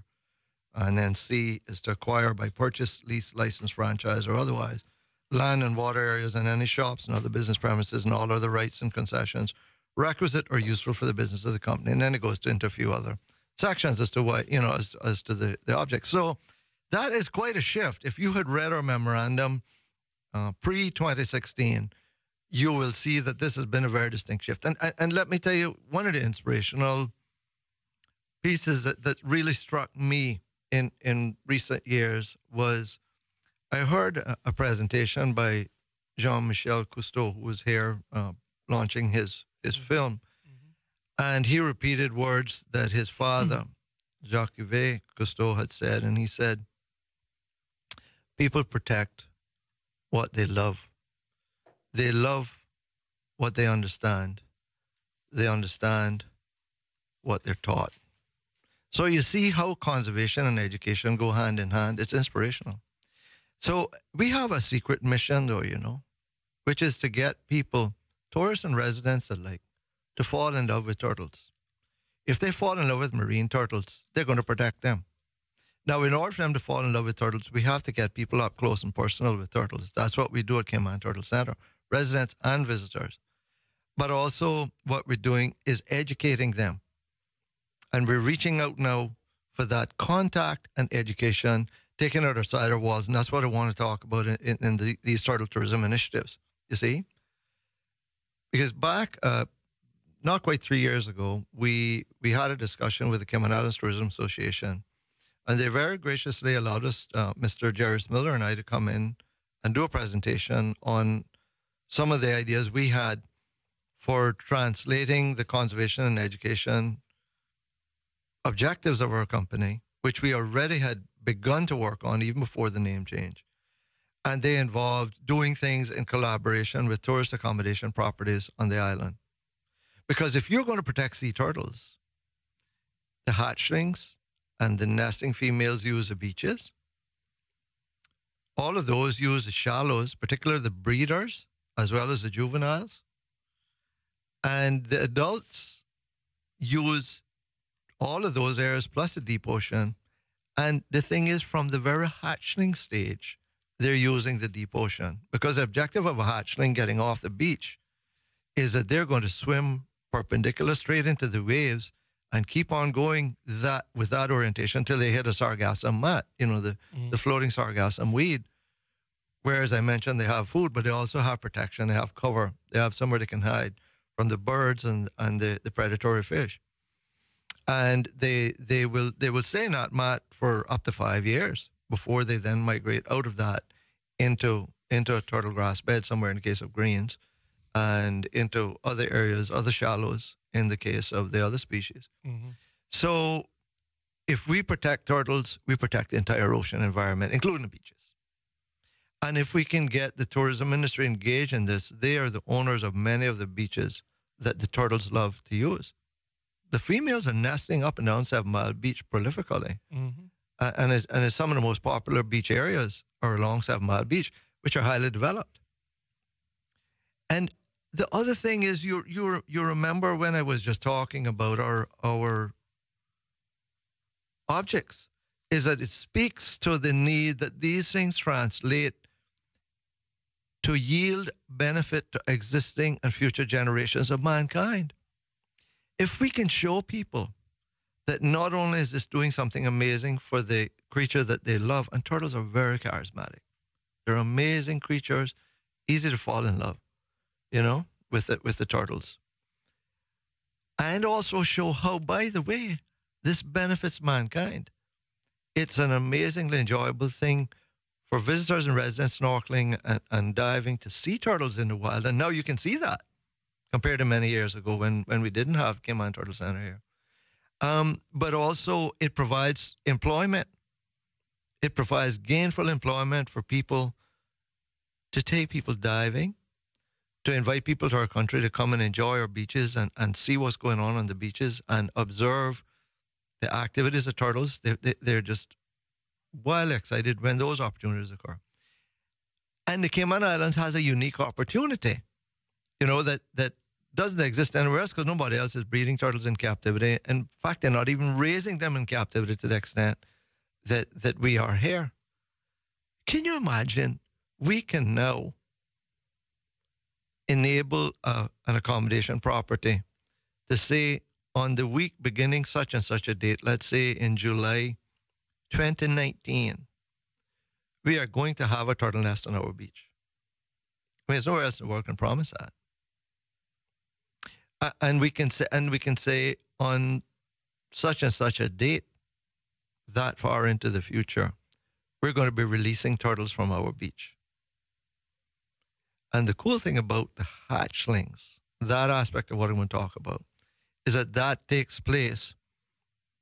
Primary activity that for our releases is going to be beginning probably no earlier than July, but it's going to take you into August and into September, which are traditionally some of the slowest months of the year.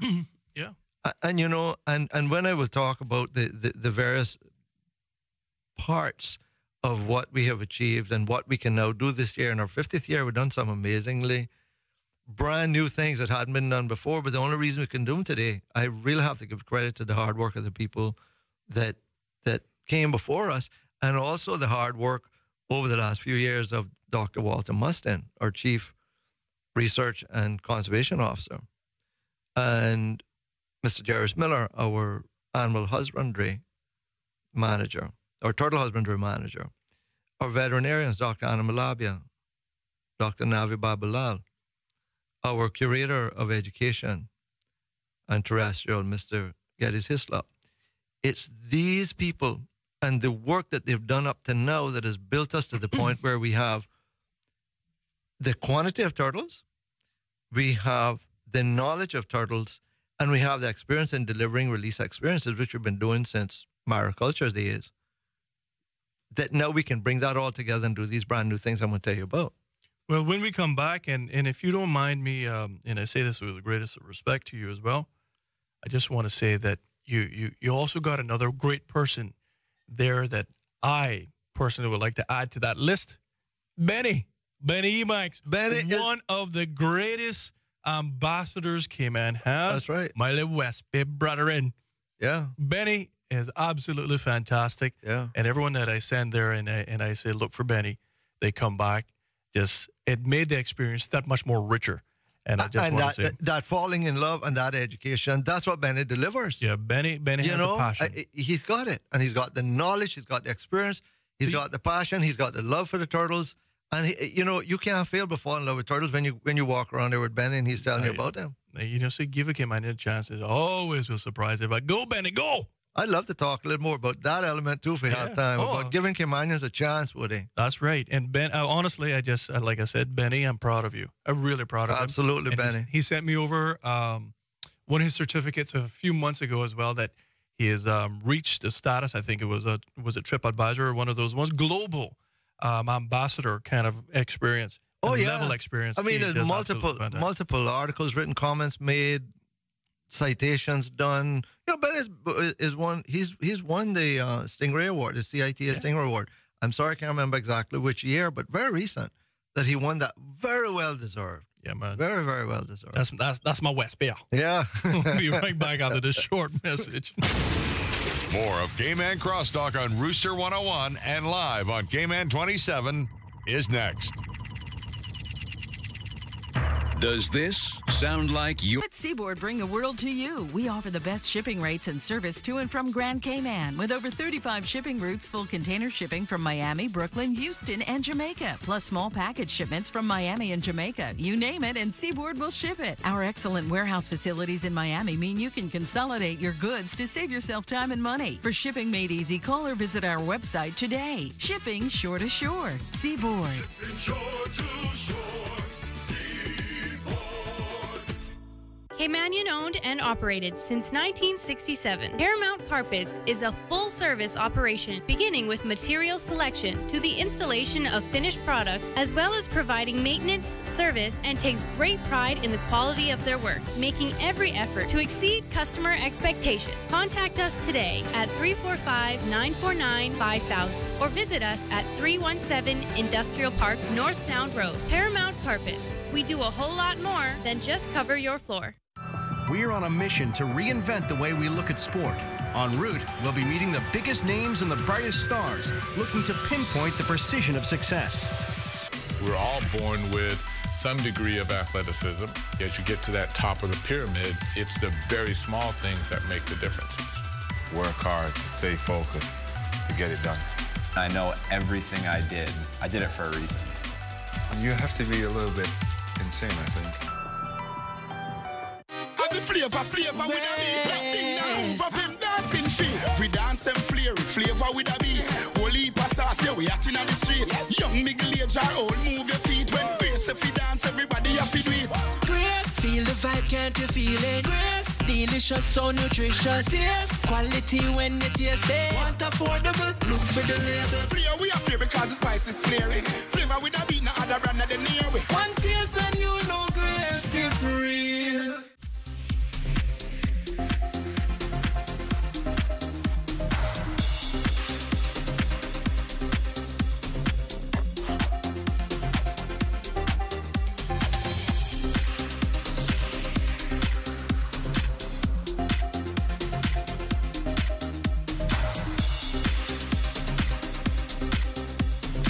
Cayman's new governor meets with the media. What's up, everybody? I'm Doug Dodds. Here's today's top stories from the Cayman 27 newsroom. Cayman's new governor, A.G. Martin Roper, laid out his priorities for his new post and addressed topics from Brexit to LGBT rights on Thursday. The governor spent the morning of his fourth day in office talking to the media about some of the biggest issues facing the country. Mr. Roper began by noting that his tenure comes at a time of increased tension between Cayman and the UK. He said his goal was to nurture and strengthen that relationship. He listed listed as top priorities is promoting peace and security and supporting the financial and tourism sectors, championing trade and investment, upholding rights, and ensuring the islands are disaster ready. In other news today, National Roads Authority Managing Director Paul Parchman has been fired. The NRA board announced his termination on Thursday, effective October 31st. His dismissal comes several months after the board launched an investigation into possible misuse of NRA resources by a senior employee. And finally, this morning, 2 men have been arrested on suspicion of assault and grievous bodily harm following a violent altercation and collision Wednesday night on Shedden Road. The 2 are believed to be involved in an incident that left 1 man in hospital. According to police, the victim sustained a laceration to his head after a machete attack on Shedden Road or near a Shedden Road bar. They say the man fled the scene and was later hit by a car. He's in stable condition and 2 suspects remain in police custody. For more news on these stories and others, click on Cayman27.ky or watch the news tonight at 6 with a replay at 7. For Hurley's Media, I'm Doug Dodds. Have a great weekend.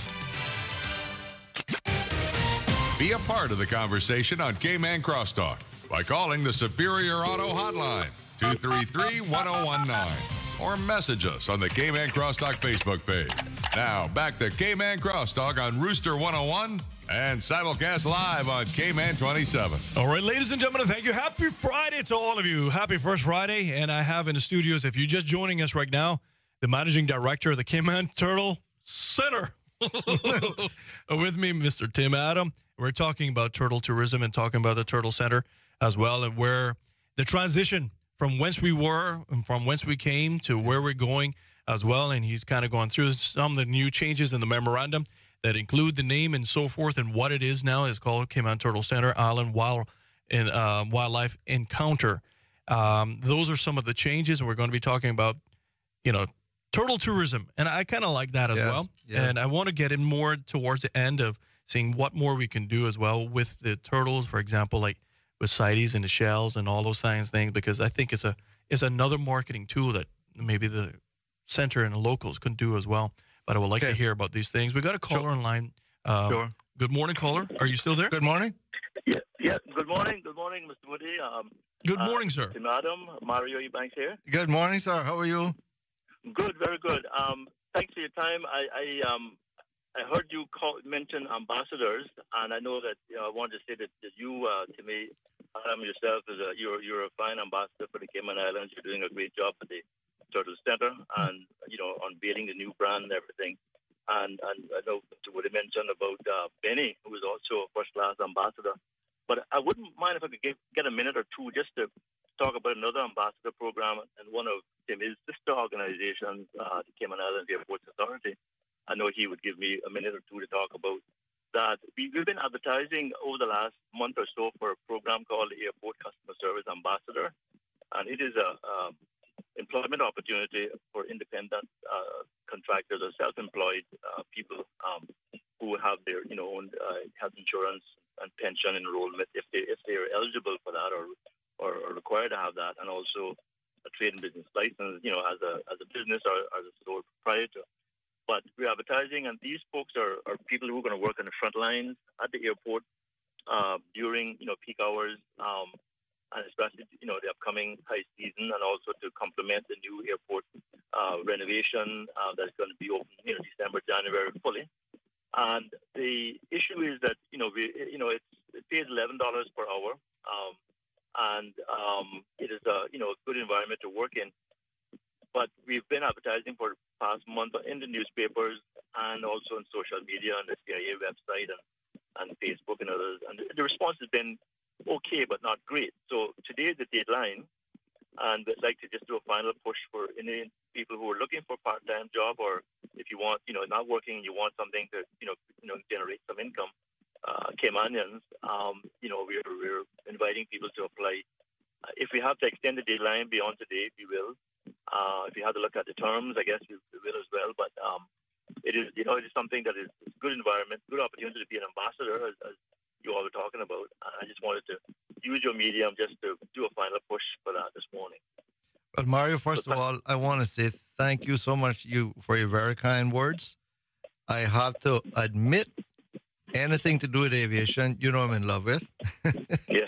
From You're a pilot. I know that. actually, from before I was born, I was in aviation because both my parents worked for actually two different airlines in Jamaica. My mom, as you know, she's umpteenth generation Caymanian. Right.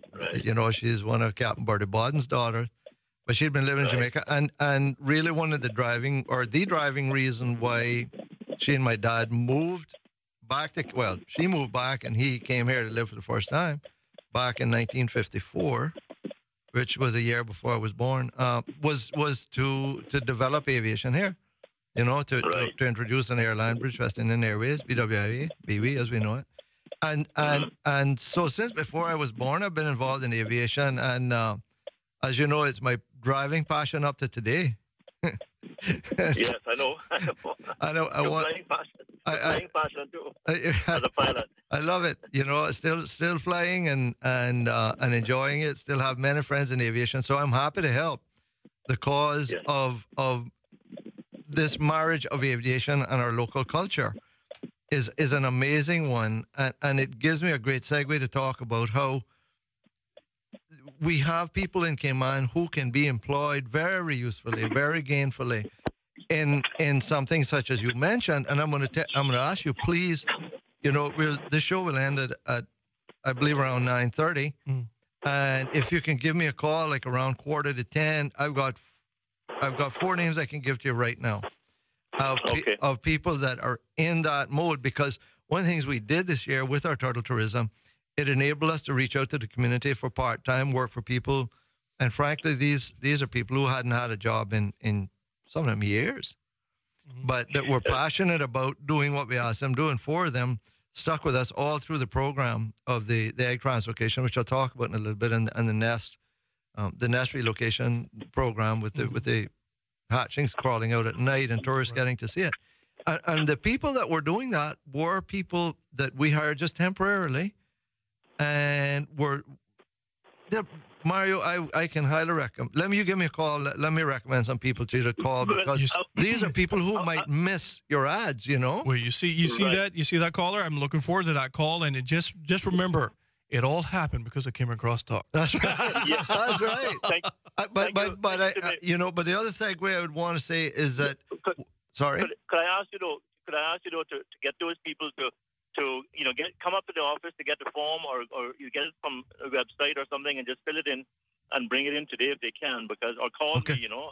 But like I say, just help me to help them. Give me a ring. Let's talk, and I'll get all the details. I'll pass on to them. Happy to do it. And that gives me another segue into something that is so amazing about what we have been able to do with turtle tourism is Cayman Turtle Center and its predecessors. For many, many years, our primary source of income is tourism. We're leading tourist attraction. Something that I did not realize until very recently, I was looking at some statistics. If you calculate the total number of stayover visitors and multiply it by the percentage of people that come to Cayman Turtle Center, and then you take the number of cruise passengers and multiply it by the percentage of people that come to Cayman Turtle Center, as reported by the Department of Tourism for the year 2017, more people came to Cayman Turtle Center than any other attraction in the Cayman Islands, including Stingray City. Brilliant. So you see how vital it is. But let me tell you another thing. We're doing that. We're a world-class attraction, attracting all those people, over 250,000 people a year.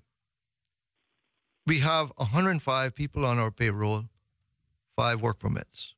Brilliant. Well, that's even better. When we come back, I want to talk more about the initiatives we're going. I got to take this one last little break. Sure. And when we come back, we want to, this last segment, and continue talking down the agenda of where the Turtle Center is right now. Yeah. More of Cayman Crosstalk on Rooster 101 and live on Cayman 27 is next. Thousands. I just need to know, whose side are you on? This part's where the experiment really begins.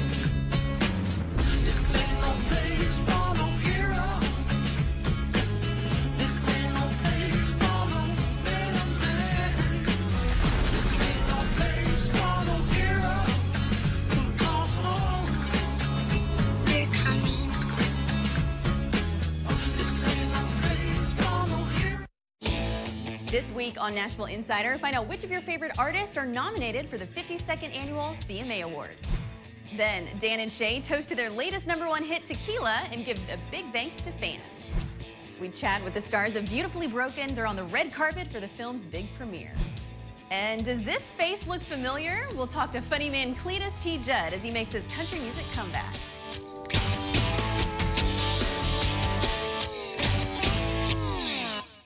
We believe that every life matters and that we are all connected. One community, one people. We believe in compassion to give dignity to those that society has let down. We strive to conquer fear, and we believe that the power to heal is a gift. This is who we are. This is what we believe. Holy Cross. Champion House Restaurant, serving Cayman for over 30 years. Start your day off right with our breakfast, fruits, pastries, hot cereals, entree, and so much more.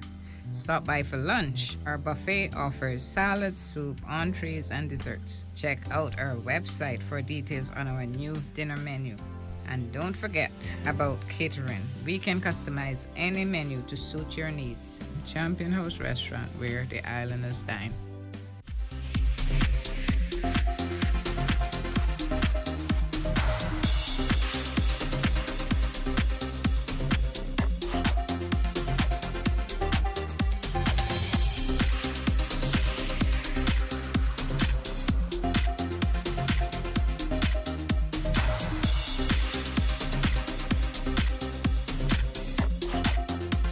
Part of your morning and part of your day. If you're just tuning in right now, I have the managing director, Mr. Tim Adam, of the Cayman Turtle Center, Island Wildlife Encounter. And see, Timmy, I've been a good boy this morning.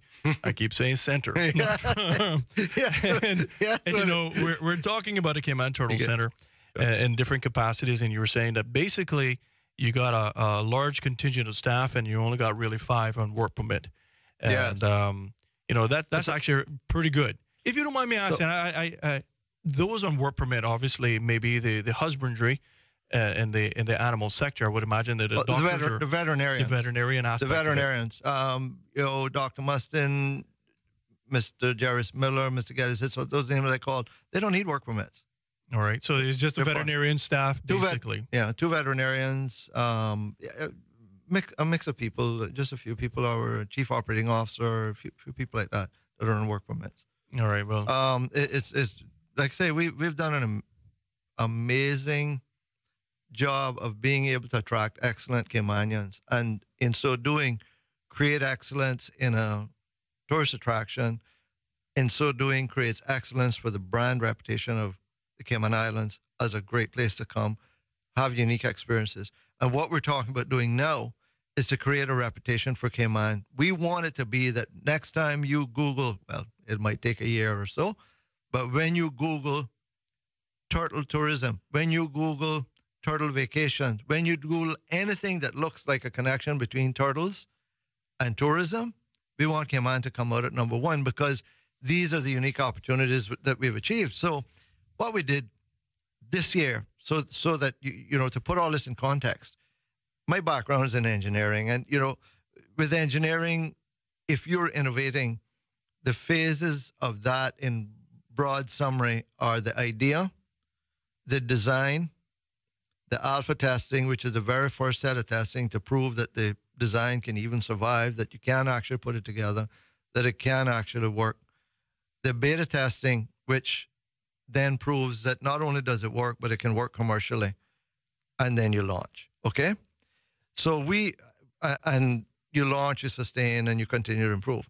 So we were already in that phase for many, many years. Over 31,000 turtles released by the time 2017 came along, 2018 came along.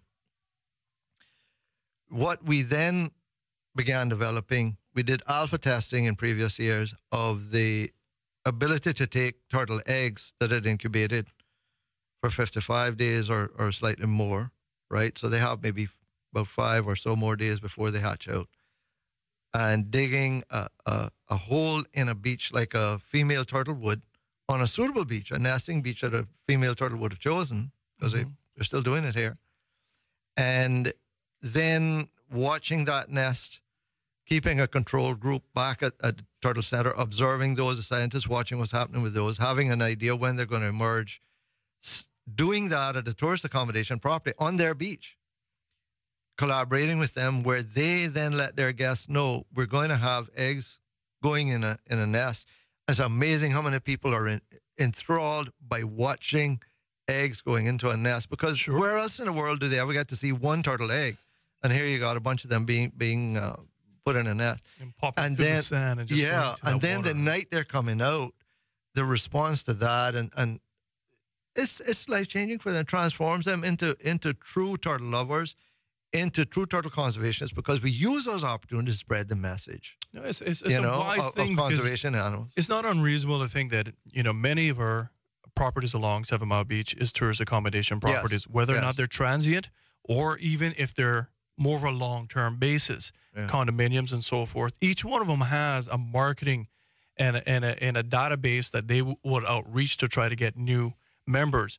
So what you're doing, and I think is a brilliant idea, is that you're capitalizing on all of those properties along 7 Mile Beach and utilizing their marketing channels, that they're going to do that to promote their properties at the same time as highlighting the value of Cayman Turtle Center.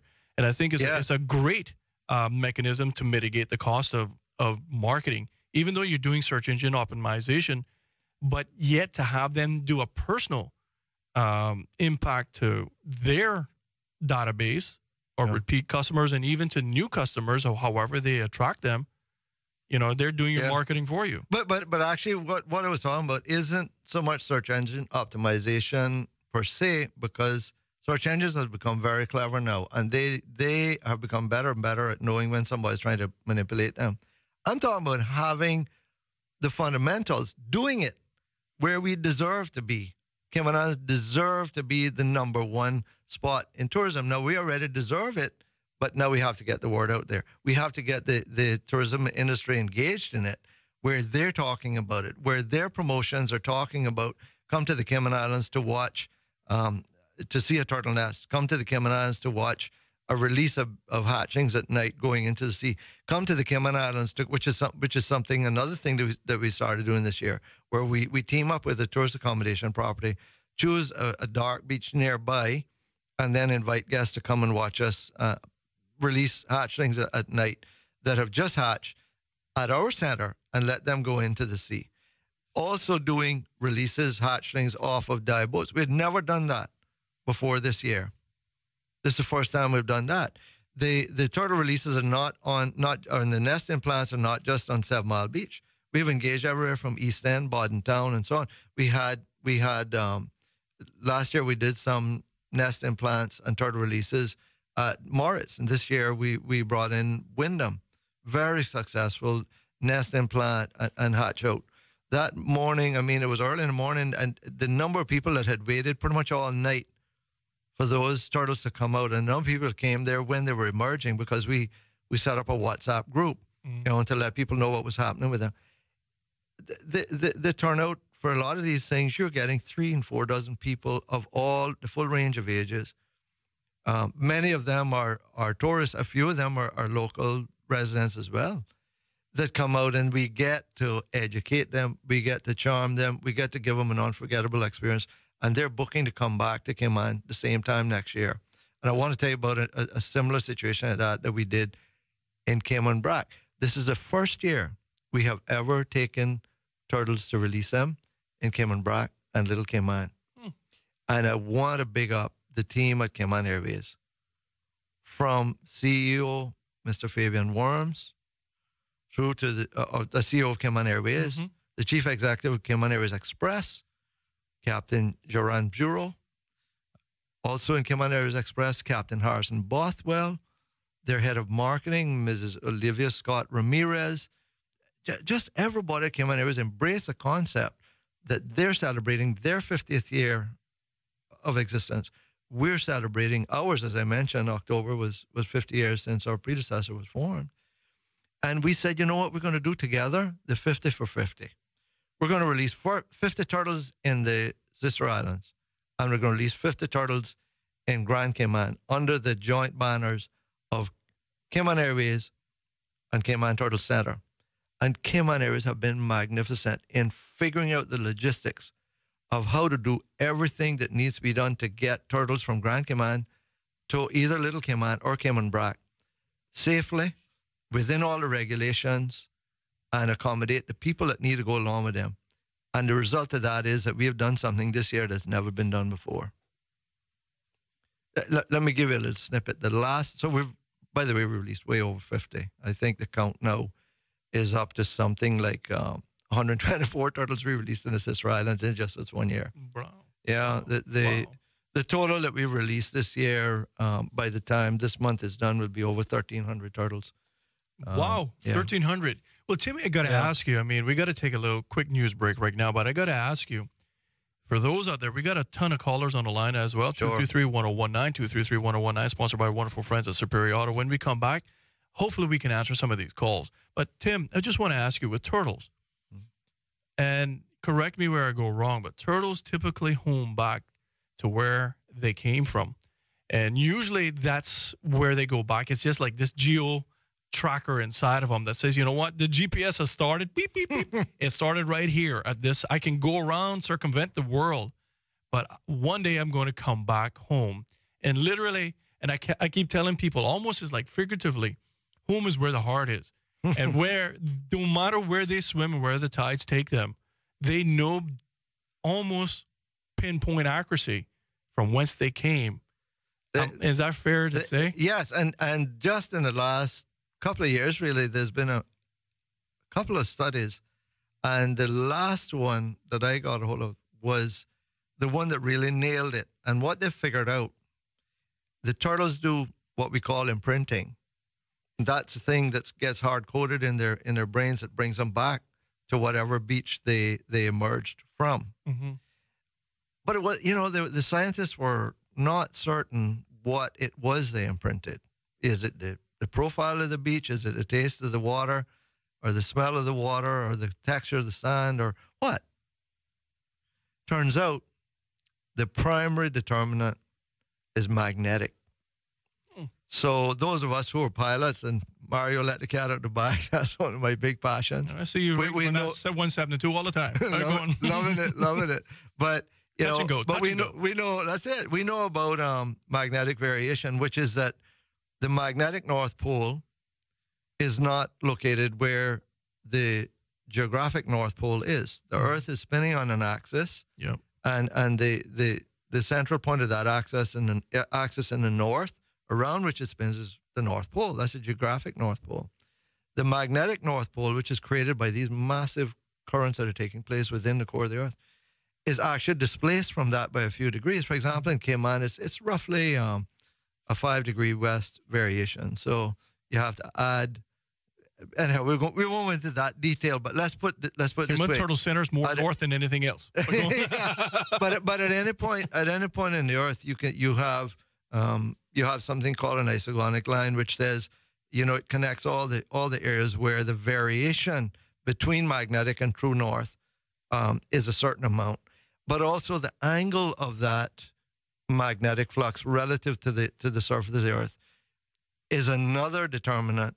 And apparently the turtles code those two things that basically gives them something similar to latitude and longitude. And they have these ferrous compounds in certain cells. And actually, it's within their brain. And that codes in, and that's what they're going back to look for. And that's what brings them back. See, I like that because two things. We're encouraging wonderful turtles to come back to the Sister Islands, to Cayman Brac and Little. And so in about 20 years or thereabouts, they're going to have, influx of these wonderful creatures that we all love, and that's a national symbol for all of us as well. So you're spreading love, so to speak. So when we come back, we got 233-1019. Every line is booked. Tim, I don't know who you ticked off this morning again. or who you interested. Can I tell you? Who you interested. But the lines are lit like Christmas this morning. But Timmy, before we leave, one of our listeners on Facebook says, a shout out to Shauna, Will, Navi, Gades, and Adam, and all the wonderful staff there at Cayman Turtle Center. The opinions expressed by Cayman Crosstalk, its hosts, callers, or guests are not those of Hurley's Media or its sponsors. are your latest news headlines from the Cayman 27 News team on Rooster 101's Cayman Crosstalk. Now, here's the news.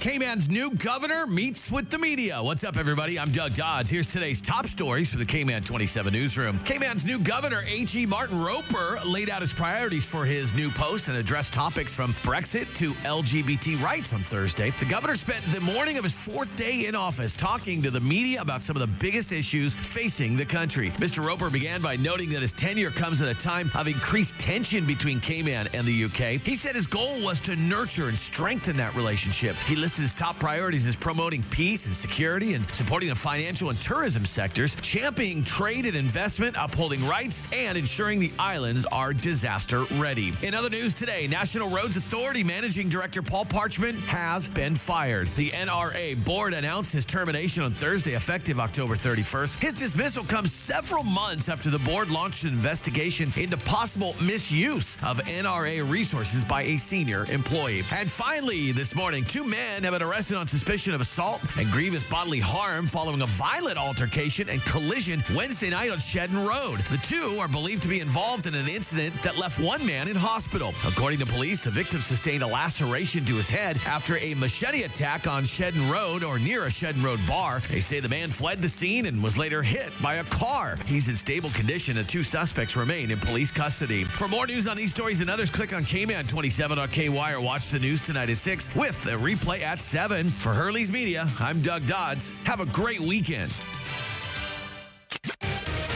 Be a part of the conversation on Cayman Crosstalk by calling the Superior Auto Hotline, 233-1019, or message us on the Cayman Crosstalk Facebook page. Now, back to Cayman Crosstalk on Rooster 101 and simulcast live on Cayman 27. All right, ladies and gentlemen, happy Friday to all of you, and thank you all very much for tuning in. Letting us be part of your day and part of your week. And I tell you the truth, I'm having a great conversation with Tim Adam, the managing director of Cayman Turtle Center. Yes, I'm getting to be a good boy, Timmy. And we're talking about Cayman Turtle Farm and the change from whence, talking about their establishment, from whence they were to where they're going, and all the great things that they're doing as well with the Turtle Center, and how we're going to augment the tourism product as well and take it into the next level of actually having people enjoy turtle releases. And like I said at the very beginning of the program, Billy has been fantastic. Sometimes he don't know when he's sending stuff through, like 3 or 4 o'clock in the morning. I get a video coming through like what the heck is that? That's Billy out looking at turtle being released. And I was surprised the amount of individuals that were around, during these releases. So it really warmed my heart. And I'm like, I can see where this now can be a unique facet or tourism product. Timmy, I got to ask you, you've been releasing, you said, and I see the releases all the time, even from last year, and usually around Pirates Week, you usually have a nice release program as well, too, as part of the whole entire thing. Last year you did it, and we're releasing in the Sister Isles for the very first time. I got to ask you, sir, I'm not going to lie. I get a lot of stuff feeding in from here as well, and when I see some stories coming in about turtles that have, for example, plastic straws lodged in their nostrils and all of the various different things. And we look at, for example, jurisdictions like Jamaica. Yeah. Jamaica has now taken a stance that come January 2019, no plastic straws and so forth will be manufactured or even sold. What do you call it? The scandal bag even is going to go away of the dodo bird in Jamaica. And I'm wondering, are you all thinking about that kind of aspect as well, too, within the Turtle Center?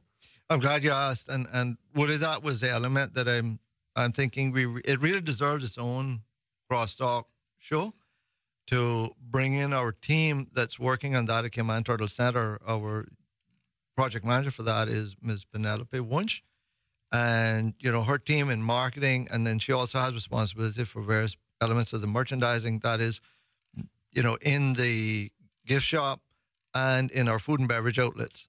So some years ago, we cut out the use of plastic straws. We went to paper straws. Okay. And it's better yet actually to ask the guests whether they really need a straw at all, you know. And now we're in a program where we are aiming to eliminate all the single-use plastics. The wristbands are going to change. You know, right now our wristbands are plastic. You have the plastic wristbands. Yeah, so we're testing. My family was there just last week. Just want to let you know. Yeah, thank you. Yeah, thank you. And you know, they would have been given a plastic wristband. That's going to change, right? It's going to be a wristband, but it's not going to be plastic. And we're testing to see which ones can hold up because, you know, there's a lot of activities taking place there. You're snorkeling in salt water.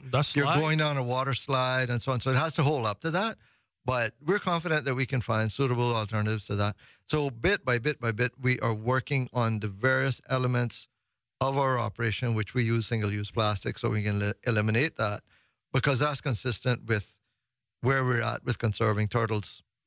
When we have guests watching what's going on a beach with turtles coming out of a nest, with eggs going into a nest, with hatchlings coming off a beach, with head-started turtles coming off a beach. And by the way, real quick, Pirates Week, we're doing another release. God willing, it'll be 25 head-started turtles we'll be able to release at 10 o'clock on Spots Beach on Sunday, the 11th of November.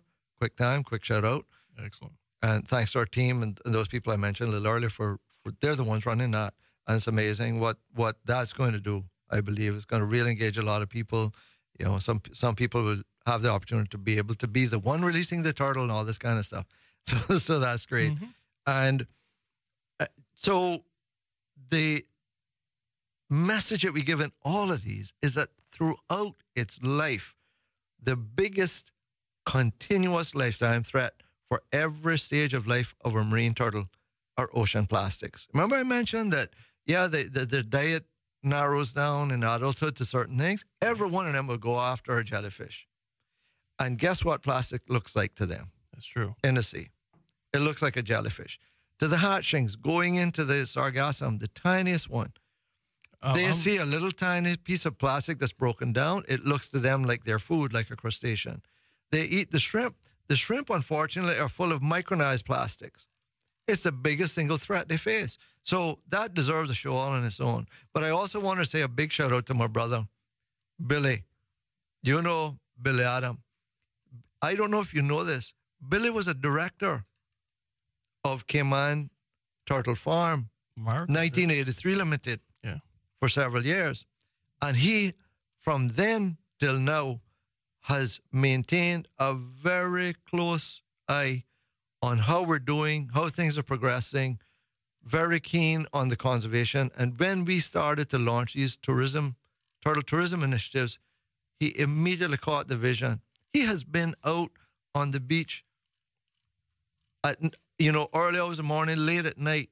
He's been on the dive boat with the dive company that we partnered with to be releasing hatchlings out in the deep ocean, to go into the sargassum mats. We watch them go, and we have tourists that have done this. And now, actually, I should mention this very quickly, and the gentleman who put this website together might not forgive me because his website might get flooded. But there's a diver that was, one of the divers that paid to go on one of these events with the dive company we're working with. And he has a website that's olddiver.com. I'm looking at it right now. Beautiful pictures. You see those photos? But that's just a start. He took those photos, and he's going to come back and do more photos when we do this program again. He's very keen as soon as we, have more hatchings, because now we're at the back end of the season. So God willing, next season he'll come do some more photos again. But that's just an example of what an amazing experience this is. The people that experience this, it transforms them and it brings them back. We did a release like that of hatchlings over in Cayman Brac. And as I said, it's the first time we were ever doing it. And there were a lot of unknowns, but with the help of Cayman Airways, everything worked flawlessly. There's probably 64 different ways a thing can go wrong, and one way it'll go right, But thank God, everything worked out beautifully. And the industry partner we chose let us know that they had all three of their boats chartered to a group that was over there. This chokes me up every time I think about it. These are people who, several of them are in wheelchairs. These are divers, a group of divers that they travel. It's like a club. Mm-hmm. And they travel together. And the divers and what they call their able-bodied team members, the people that help them, get into their dive gear, get into the water, get back out of the water, get back into their wheelchair. 45 of them had 3 dive boats chartered. So 3 of us from the Turtle Center, plus a photographer, Cayman Airways, took us over there, took the turtles over there, 100 turtles, split into 3 groups. We split off into the 3 dive boats, and we did them in tranches of 10 or 11 or so turtles, each of 3 releases, that they had the opportunity to be in the water, to watch these turtles as they come out and start swimming. And they all have this habit of swimming upstream, perpendicular to the wave crest, until they reach a sargassum mat. So I'm getting to the sargassum mat. Saw them, as you can see, on olddiver.com. Then they pop up on top, and they take a look, and they're ducking down in the sargassum. Basically, once they get in there, they're invisible except when you see them popping up on top, right? And this so transformed that group that after the release event, and we'd come back, and they did this on a Friday as their second. It replaced their second dive, which was the last dive of this entire trip that these people have been looking forward to all year. And they agreed to forego their second dive in order to do this. After that happened, they said, this made our trip. We were sitting over lunch, and we were, we had a few hours before the flight was to come back. So we said, let's have some lunch. And before we knew what, the team from Cayman Turtle Center was surrounded by people, by the leaders of this group who are able-bodied. They're the ones that organize everything, got all the deals, make it all happen. By the able-bodied helpers, by some of these people who have various forms of physical disabilities, right? And each one of them started telling us their story. And as we were reaching, around coffee and dessert, the 2 main leaders left. We got to go make some arrangements with the hotel. We'd be back because they were leaving the following day. Came back. They said, we just signed up to come back here for the next 5 years. Will you please be a part of that? That's the power. Truly. That's the power of these things, Woody. When you transform people by an experience that they will never forget, that converts them into conserving the ocean, the power for doing human good by enabling turtles around the world to survive, because no matter where you live, if you discard plastic the wrong way, it's going to get into the ocean. Yeah. Right? And we can share that message with them on the dive boats, on the beaches, and we can transform people, but at the same time attract them back to Cayman, or attract someone to come for the first time, because now they're hearing about this wonderful experience they can have here that they can't have anywhere else, and oh, by the way, at a predictable date. The power of this thing is amazing. Now, this year we completed the beta testing.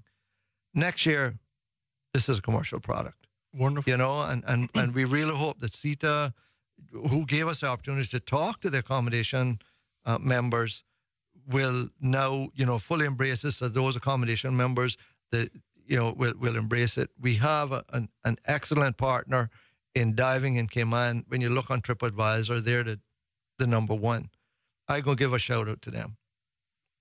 Cayman Turtle Divers. I mean, could they have a better name? I wonder if someone their quality is top notch. Their quality is top notch. And, they use the West Bay dock, and just everything just came together beautifully with them. They have worked with us. They've been very flexible while we worked out how to take this beyond alpha testing into beta testing, to where by the time we ended this season, they had paying guests going on their dive. They were selling it. They were marketing it.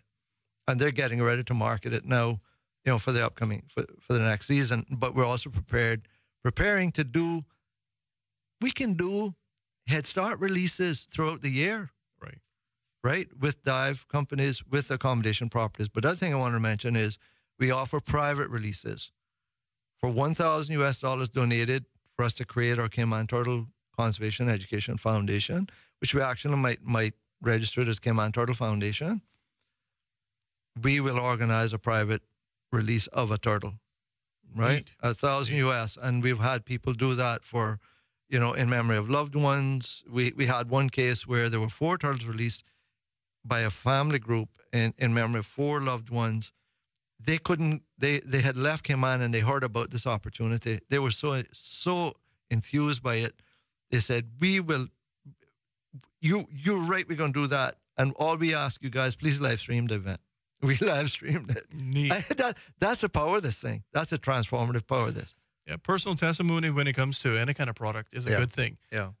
So we got to go and take this last break, but when we come back for our final segment, Ms. Adam, I want to kind of ask you about other things, other revenue sources and so forth that we can make sure. Yeah. In fact, it's probably going to be a little political, just a little bit, in the respect that since we're getting prominence again with our turtles, I would like to see Sir Turtle a little bit more prominent again.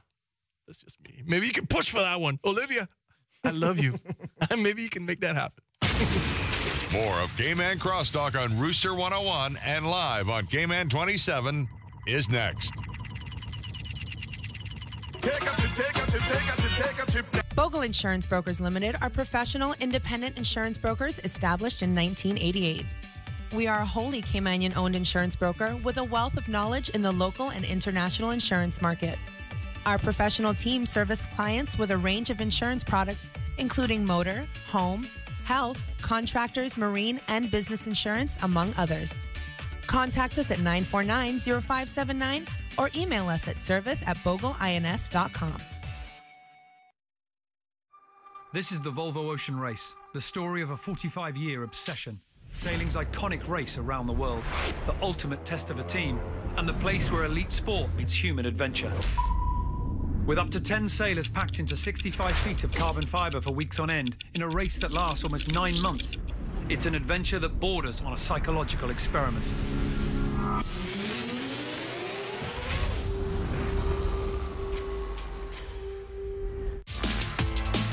Mobil One The Grid is your VIP pass behind the scenes across the world of motorsport. You're going to see that aggression start from the Daytona 500 all the way up until the end of the year. I feel for the guys, driving past as close as I can, as fast as I can. A great win! Porsche win Le Mans! It's wall-to-wall action. There's no room for error. These trucks will jump 15, 20 feet in the air.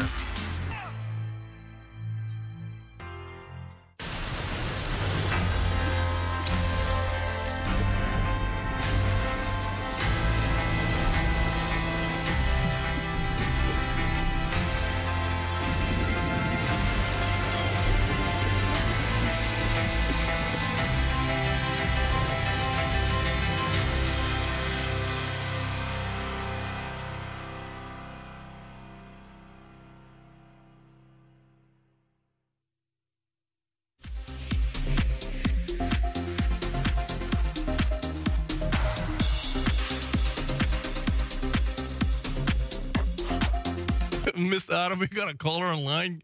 Good morning, caller. How are you this morning? Hello? All right, then hold on. Timmy, I know I was begging. I was like, yeah, I'll be honest with you. One of the people that I love, and in fact, I tell you the truth, I love her voice. I say it all the time. But Olivia Scott Ramirez. Yeah. She's a brilliant mind, but I love her voice even more. I hope her husband don't get too offended by that one, right? But seriously, I would love to see Sir Turtle more prominent as to tying the whole entire package together, because I think it's such a unique marketing tool. Cayman Turtle Center has now gone to the next stage as well. And to have that whole entire marketing tool come together full force when you're flying in, you see it already. It's just like Mickey Mouse to Walt Disney World, that kind of thing. But I have to ask you, sir, and seriously, I want your opinion on it. We're part of CITES, and CITES was created when, the green sea turtle was nearing extinction. And I thought, at that time it was the apropos thing to do. But however, we do butcher. And in fact, like I said, Richard Wood at Amelia's Kitchen, I'm coming for my turtles too. I might bring Timmy with me if he was willing to eat alongside of me. But anyhow, my turtle, I get at least once a week, sometimes 2 times a week with Dale Dakers. Oh, that's the gentleman you need to taste a turtle from, Dale Dakers. Oh, yeah. I digress a bit now. You know I'm talking food now. But seriously, Timmy, the beautiful shells that we have, I've always wondered for the last, for 11 million umpteen years, that's a beautiful product. People would love to hang them on walls. Years ago, youngsters may not realize that where they get this full turtle, like a Ray-Bans with a full turtle frame was actually made out of turtle shell. So many things were made of turtle back in the day. It was, yeah. And I'm just wondering, given that you, with new technology, couldn't the Turtle Center create another revenue stream? There's a lot of local artisans here down at the craft market and so forth that's out town. I would imagine it would be a great, unique product. That whatever's butchered from Cayman Turtle Center with new technologies like laser etching that will make sure that this is from a legitimate source, not a bad one. For example, they do it with diamonds. Diamonds are now etched inside that whenever anyone can see it, it's not a blood diamond, but this one is a legitimately mined diamond. And I'm wondering whether or not the Turtle Center can consider that, because it's so, to me, honestly, it's heartbreaking to see some of those beautiful shells that may not be utilized in so many fashions. In fact, I'll be honest with you, I'll be one of your first clients to buy at least 3 or 4 shells, one for each member of my family, to hang in my home, my business. It's just a beautiful element, backlit. It's just something that is just unique. And I'm wondering whether or not that could ever be considered as a revenue stream. Well, certainly it was. And what I want to do is just talk really quickly about what was, what is today, and then let's talk about how things can progress into the future. So when mariculture started, CITES didn't exist. And their concept was to create commercial products from all of the different parts of the turtle except the parts that you have to throw away. I won't go into those gore details, but there's some of it that just, they couldn't find a commercial product for. But the skin created beautiful leather products. The oil was prized by the California cosmetics industry, was shipped off in 55-gallon drums of turtle oil, rendered from the fat. And to this day, the people who know about these things say that it had amazingly good qualities in cosmetics and for the health benefit for use on skin. Yeah. The shell, which you mentioned, in addition to all the meat products. So all of those were sources of revenue from agriculture. When the Convention on International Trade of Endangered Species of Flora and Fauna came into being, if you look at its parentage is under the United Nations, it came into being and it had noble goals, noble ideals. And the concept being that where there are species that are on the list as either being threatened or endangered, there are different categories of it, that there would have to be very clear identification of those places that were, let's say, doing captive breeding or ranching or farming. In other words, sustainable sources of these creatures that could be used and sold commercially, that could cross international boundaries, and those species that weren't. And they were going to identify where those places were. Mariculture supported it. The people who created mariculture supported the concept because it made a lot of sense for them, because their whole objective was they're going to conserve the species by commercializing it, doing it in a sustainable way where they develop the technologies of breeding in captivity, hatching in captivity, and getting the whole cycle of life of marine turtles to occur in captivity. And sure enough, they did it. It is ridiculous. And when you look at it's sad. What has happened is there has been, I call it a sort of bifurcation. You have certain people who, for want of a better word, I would call environmentalists. And I don't mean it in a nice way, and I'll tell you what I mean. And then you have people who are conservationists.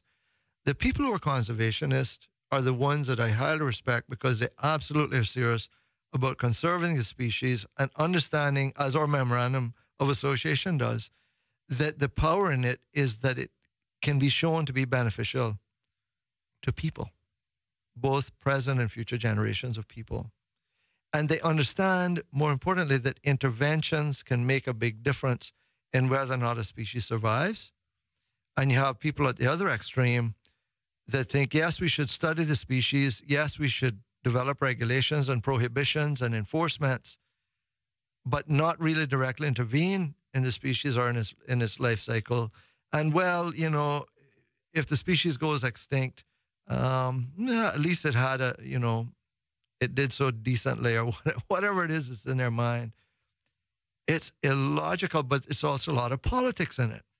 Because Cayman turtle farm, as it was known then, as a matter of fact, mariculture, from the back in the day when it was mariculture, when the opportunity came that CITES had been formed and legitimate farming or ranching operations could be registered so they could get the licenses to export, mariculture applied under that. And it's a long, sad story. If you want to read it, there's a book out by an author named Alison Razor, and it's called The Case of the Green Turtle, an uncensored history of a conservation icon. And I mean, she went into it no holds barred. She told the good, the bad, and the ugly by basically a lot of citations of different documents and records of what had gone on. And it's an eye-opener. Cut a long story short, you've got endangered species like the Nile crocodile. And the Nile crocodile is farmed in captivity. They're registered under CITES. You get a little certificate. You can go to those farms. I've been to one in Zimbabwe, you know, where they've got it happening. They're regulated. They're registered. Mm-hmm. They're doing it properly. Register with CITES so you can take their products across international borders. Beautiful, Exactly. beautiful. It's leather products. Yeah, and shoes and so forth. Yeah, beautiful things. And I don't have the time today to go into the problems why this Mariculture Limited and Cayman Turtle Farm Limited did the right things. They got the application for CITES, and because of foolishness and a pretty big dose of politics, it didn't happen. We're a small territory. We don't have necessarily the influence and voting bloc power as to some of the other countries that did not do us right. So, but let me get on to the shells. So let's fast forward to today. The shells are beautiful. The green turtle shells that we produce at Cayman Turtle Center have the beautiful characteristics that I mean, if you go down there, you see for yourself. Turtles in the wild don't necessarily, green turtles in the wild don't necessarily develop those beautiful shades and colors. Hawksbills do. But our green turtles, the shells could be used to just polish the shells, and it's a beautiful thing on its own. Yeah. Or it could be used, as was done back in the day, that's even more valuable, to convert it into jewelry and furniture. Correct. Right? Yeah. And those shells, when polished and properly, when they're properly treated, now, not everybody knows how to do it.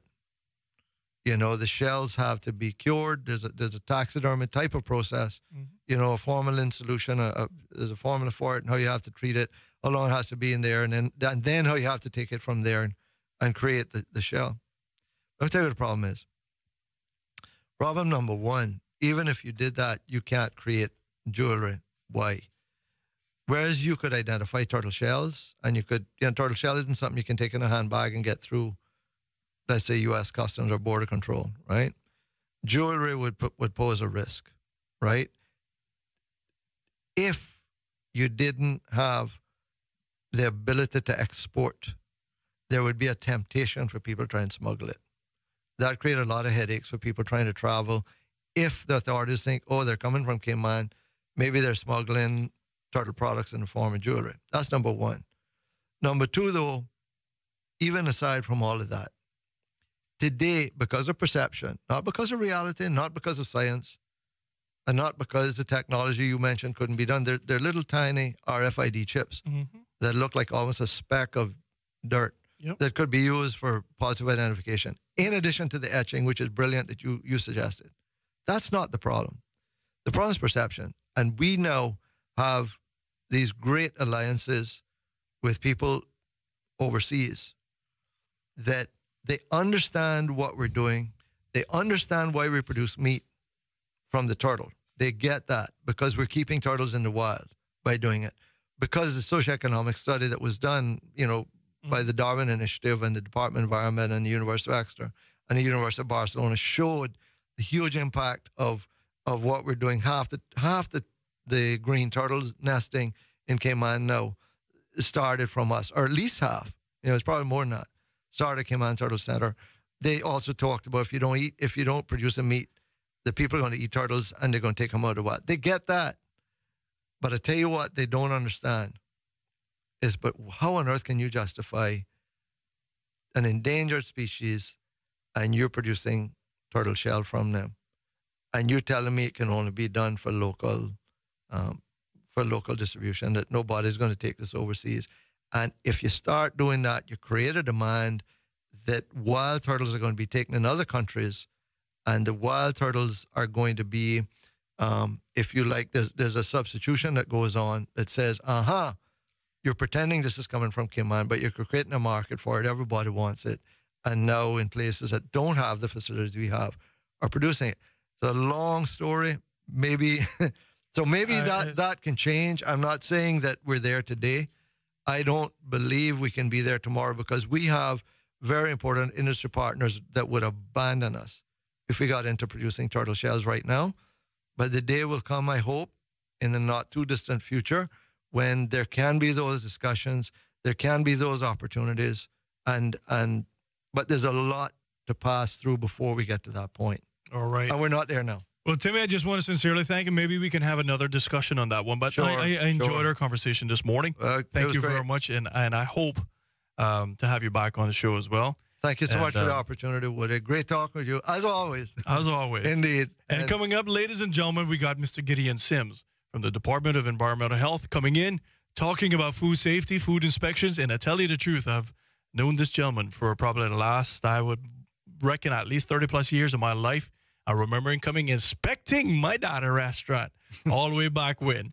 And so I just want to let all of you know that we're going to be talking about that because of the various different things that have been through the media recently with local restaurants in terms of finding maggots in food and fried plant napkins for fried chicken, all of the various different things. So we're going to be talking about that. More of Cayman Crosstalk on Rooster 101 and live on Cayman 27 is next. Burger King. It's that time of year again for the annual Cayman 27 Parade of Lights, brought to you by Bogle Insurance Brokers Limited. We're calling all boats to join us Saturday, December 1st at Camana Bay as the water comes to life with this year's theme, Christmas Around the World. It's completely free to enter, and there's a chance to win $1,000 and 2 general admission tickets to Kaboo. Or enter just for fun. Private and commercial boats are welcome. For more information and to register your boat, click on cayman27.ky.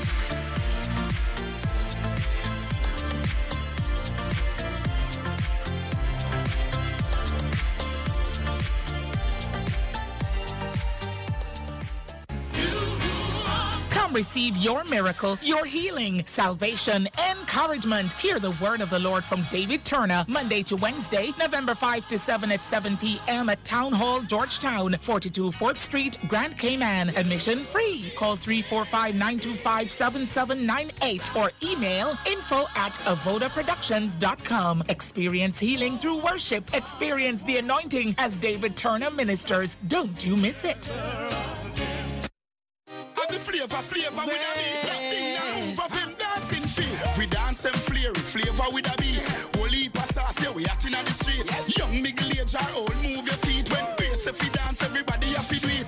Grace, feel the vibe, can't you feel it? Grace, delicious, so nutritious. Yes, quality when you taste it. Want affordable, look for the label. Flavor we are fear because the spice is clearing. Flavor with a beat, no other brand of the near way. One taste and you know Grace is real.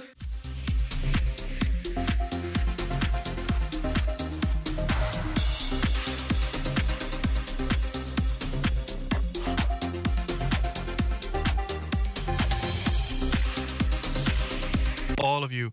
I want to sincerely thank all of you for tuning in. And I have, the DEH with me, Mr. Gideon Sims. And Mr. Sims, I want to welcome you to the studios. And thank you very much for coming in. And I think it's at a kind of an apropos time to have you in the studios, given that we're, what happened recently. We've seen the circle, the social media, various different restaurants, unfortunately, being highlighted with various different things. For example, maggots and noodles and fried napkins and whatnot. And then the most important thing, we got Heritage Days that are coming up as well. And you have been a stickler for food handling for a long time and inspecting restaurants. And like I said at the build up of the show, I remember you, at least the last 30 plus years of my life, and coming into our little cafe down in West Bay and walking through and inspecting things. And I just remember that. I remember you always being fair, always being a stickler for detail and making sure that everybody knew what they had to do to make sure that public safety was in place. I just had to say that from my personal perspective and my memory of you. Excuse me. So good morning to the show, my friend. Good morning to you, sir, and good morning to our audience. If you don't mind, I want you to tell people what your role is and what your title is so that they would know first and foremost. I'm Gideon Sims, and I'm the Senior Food Safety Officer with the Department of Environmental Health. And my role is really to ensure that the food that we all consume in these islands are safe. And as such, when you consume same, you become strong and healthy, and of course, you become more productive and not get sick or anything like that, really. Well, having said, I'm glad that you said that, and you've been doing this, like I said, I know at least the last 30 plus years that I know personally, because I remember you down in West Bay a lot, coming in and going through it. I got to ask you, sir, given all of what has transpired and so forth here, what do restaurants need to do, or first, what do they need to do to be approved by you in terms of, and your staff as well, in terms of delivering food to the public for consumption? Well, first of all, start out by first, you must be compliant with DA standards in order to be allowed to function as a restaurant. And of course, that's just the beginning, because once you are compliant with the layout and infrastructure and so on, you would also need to ensure that your food operatives are trained fully in hygiene and safety. And of course, you'd also want to ensure at all times that you procure the highest quality raw material for your operation. Of course, as you know, restaurant business is tough business. It's constant. We always have to do what is right all the time. Otherwise, the one slip up and you'll have serious repercussions. People will be affected. This is why it's incumbent on us and everybody involved, meaning managers, owners, food operatives, and ourselves, to all play a key role in ensuring that the food that we consume is safe for us all. Well, I'm glad that you said that. And now that that is done, and you got to make sure that the food handlers know how they handle. Now, once that is established, the restaurants that recently came under scrutiny in social media wise, there's not new fledgling companies. They were long established companies. And like you said, it's a difficult business and stuff happens once in a while. But to be honest with you, some things are somewhat unforgivable. I got to ask you, how frequently do you go by and walk through restaurants to make sure that what is coming out on a daily basis is safe for human consumption and that the public health issue would be mitigated? Well, I will tell you that all restaurants are inspected on a risk-based frequency. The frequency will be determined by the amount of food being produced, the types of food being produced, the population of at risk per se. So say a very large entity like the large supermarkets that produce thousands of meals per day will be there, I would say, 3 times for routine inspections and follow-up if necessary per year. And for other large restaurants, we'll probably do the same or at least twice per year along with the inspections as well. But there are also facilities that we would not necessarily need to go more than twice per year. Let us say a convenience store that basically sell dry goods or so on. Then we could go there twice a year. All right. So little small restaurants and so forth that are just around the corner and whatnot. They say twice a year, biannually? Yes. Biannually? Yes. And you just check off and make certain that, one, the food staff know how to handle it, and basically that their surroundings is clean, and making sure that that is deliverable and that the public safety risk will be mitigated as much as possible. And then they get to check off on that one, and you come back and just check them again. The temperatures are right. Kitchens, stoves refrigerators are the right temperatures. Because this is what I've noted from you in the past. And I'm just speaking from personal experience, and you tell me where I go wrong. You even went into the detail of making sure that what temperatures of the refrigerator was at, so that it doesn't fall or be above a certain standard, because then that can have foodborne issues and so forth. So I've looked at you do temperatures of freezers, temperatures of refrigerators, all of those things you kind of look on, not just walking through a kitchen and going, oh, yeah, it looks pretty good. There's much more detail of what you do, and I don't think a lot of people realize to the extent that you actually do. Absolutely, but let me take it a bit further. There are many programs that we have in place. Among them, we have food inspection of premises, we have training of food operatives, we have examination of imported foods, we have food-related or foodborne illness investigation program, we have a food recall surveillance program, we have food business advice and review program, we have food condemnation, local meat inspection program, and hotel inspection program as well. But the bottom line is that, as I say, in order for you to operate a food business safe, there are three main criteria that must be met. One, the building must be designed and laid out properly. And of course, it should be equipped with the necessary amenities, including, the various sinks, hot and cold water, and so on. And after that, you will need to have very highly trained food operatives, which we do. And thirdly, we need to have high quality raw material.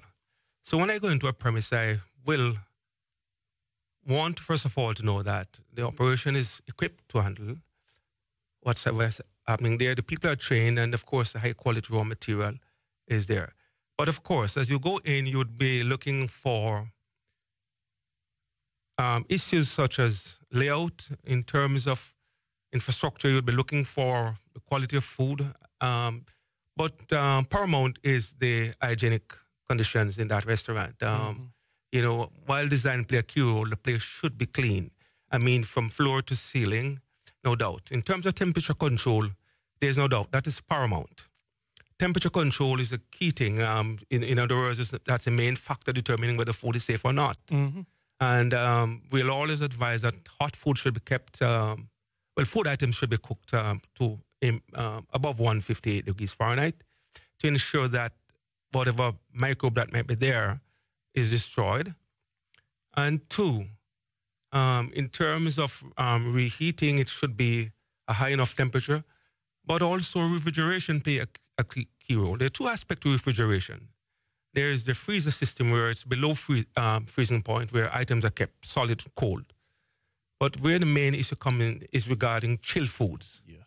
And refrigerators need to be kept below 40 degrees Fahrenheit at all times in order to ensure that the food do not get into the danger zone where bacteria will start growing and multiplying. Well, I'm glad that you said that. And when we get back, I want you, if you don't mind, if you can tell us how many food establishments that are here on the island. I got to take one of my last breaks and maybe talk about your staff contingent as well.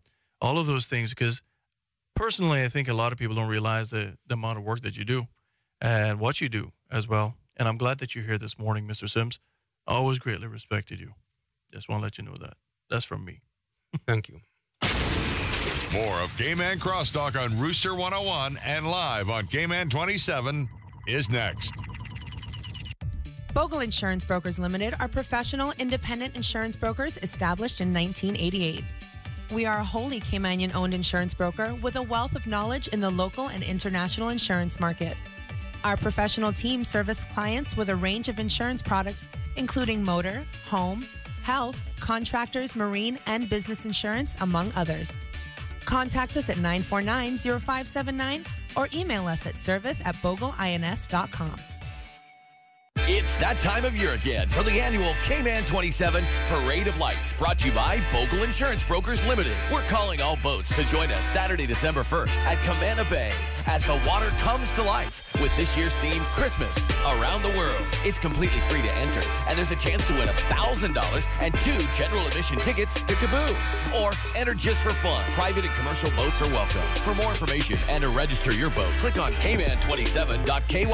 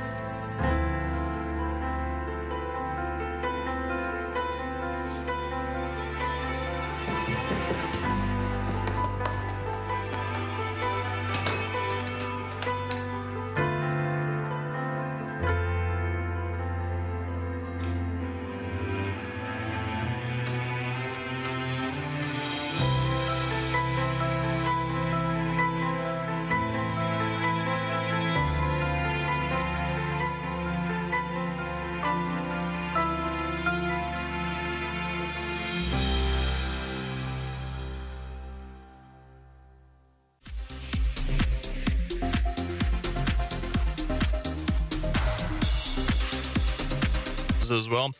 And here's what we're going to have. We're going to have a high of 85 today with a real fuel temperature about 92 degrees. It's going to be partly sunny with some showers in areas, but that's not going to be very long in duration. Winds are going to be coming at you from the east at 13 miles per hour. That's going to translate to 2 to 3 foot sea heights around the place.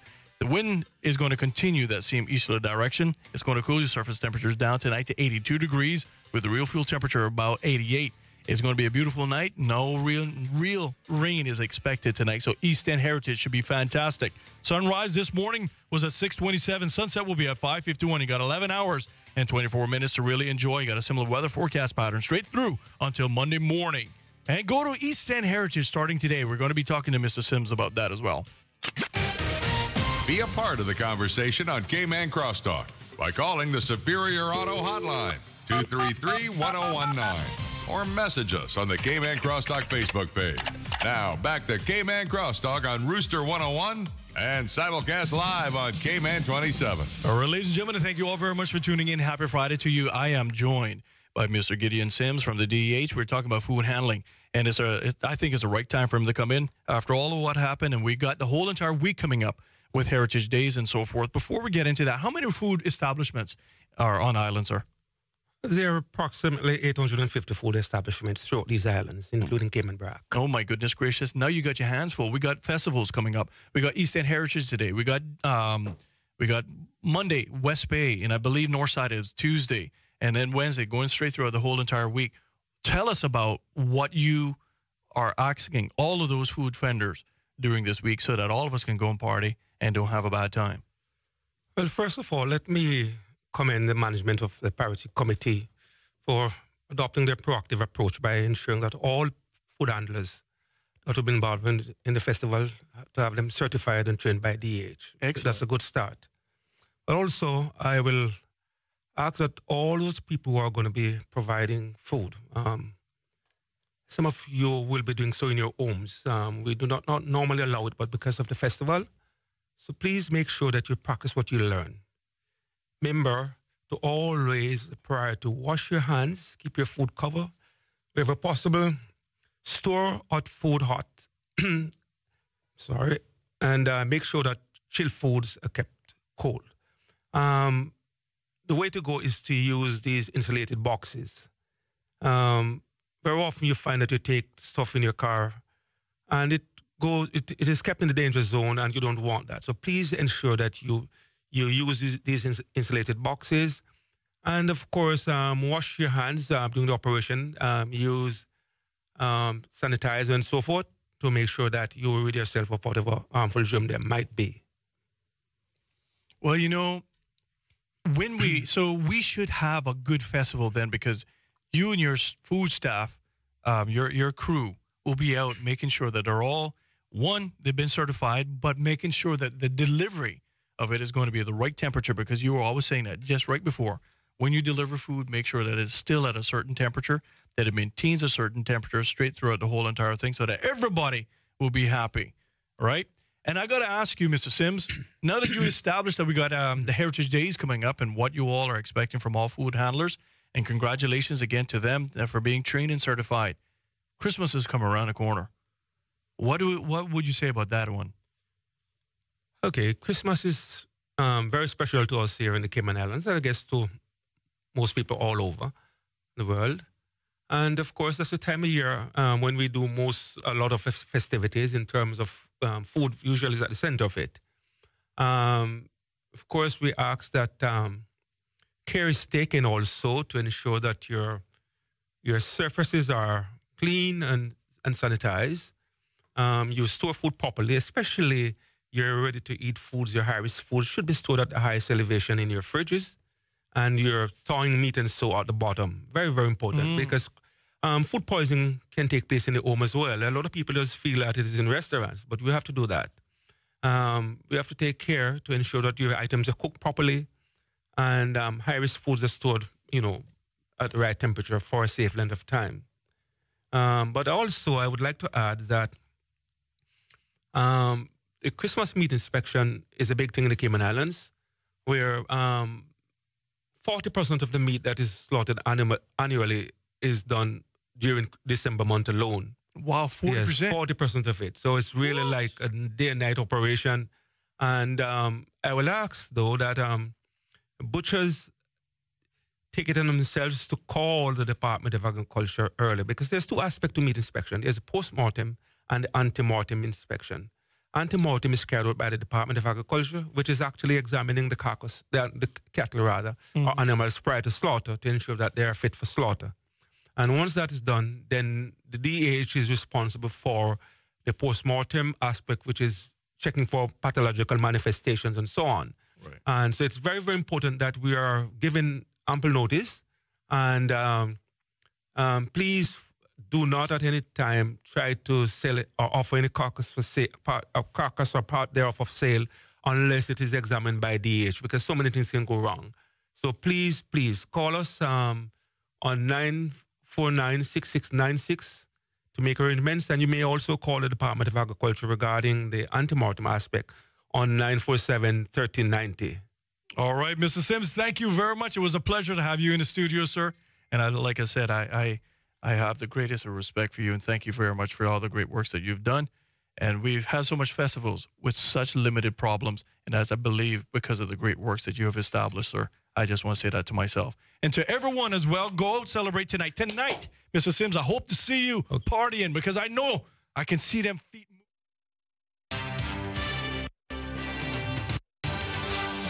If it matters to you, it matters to us. We're Cayman 27, Cayman Informed.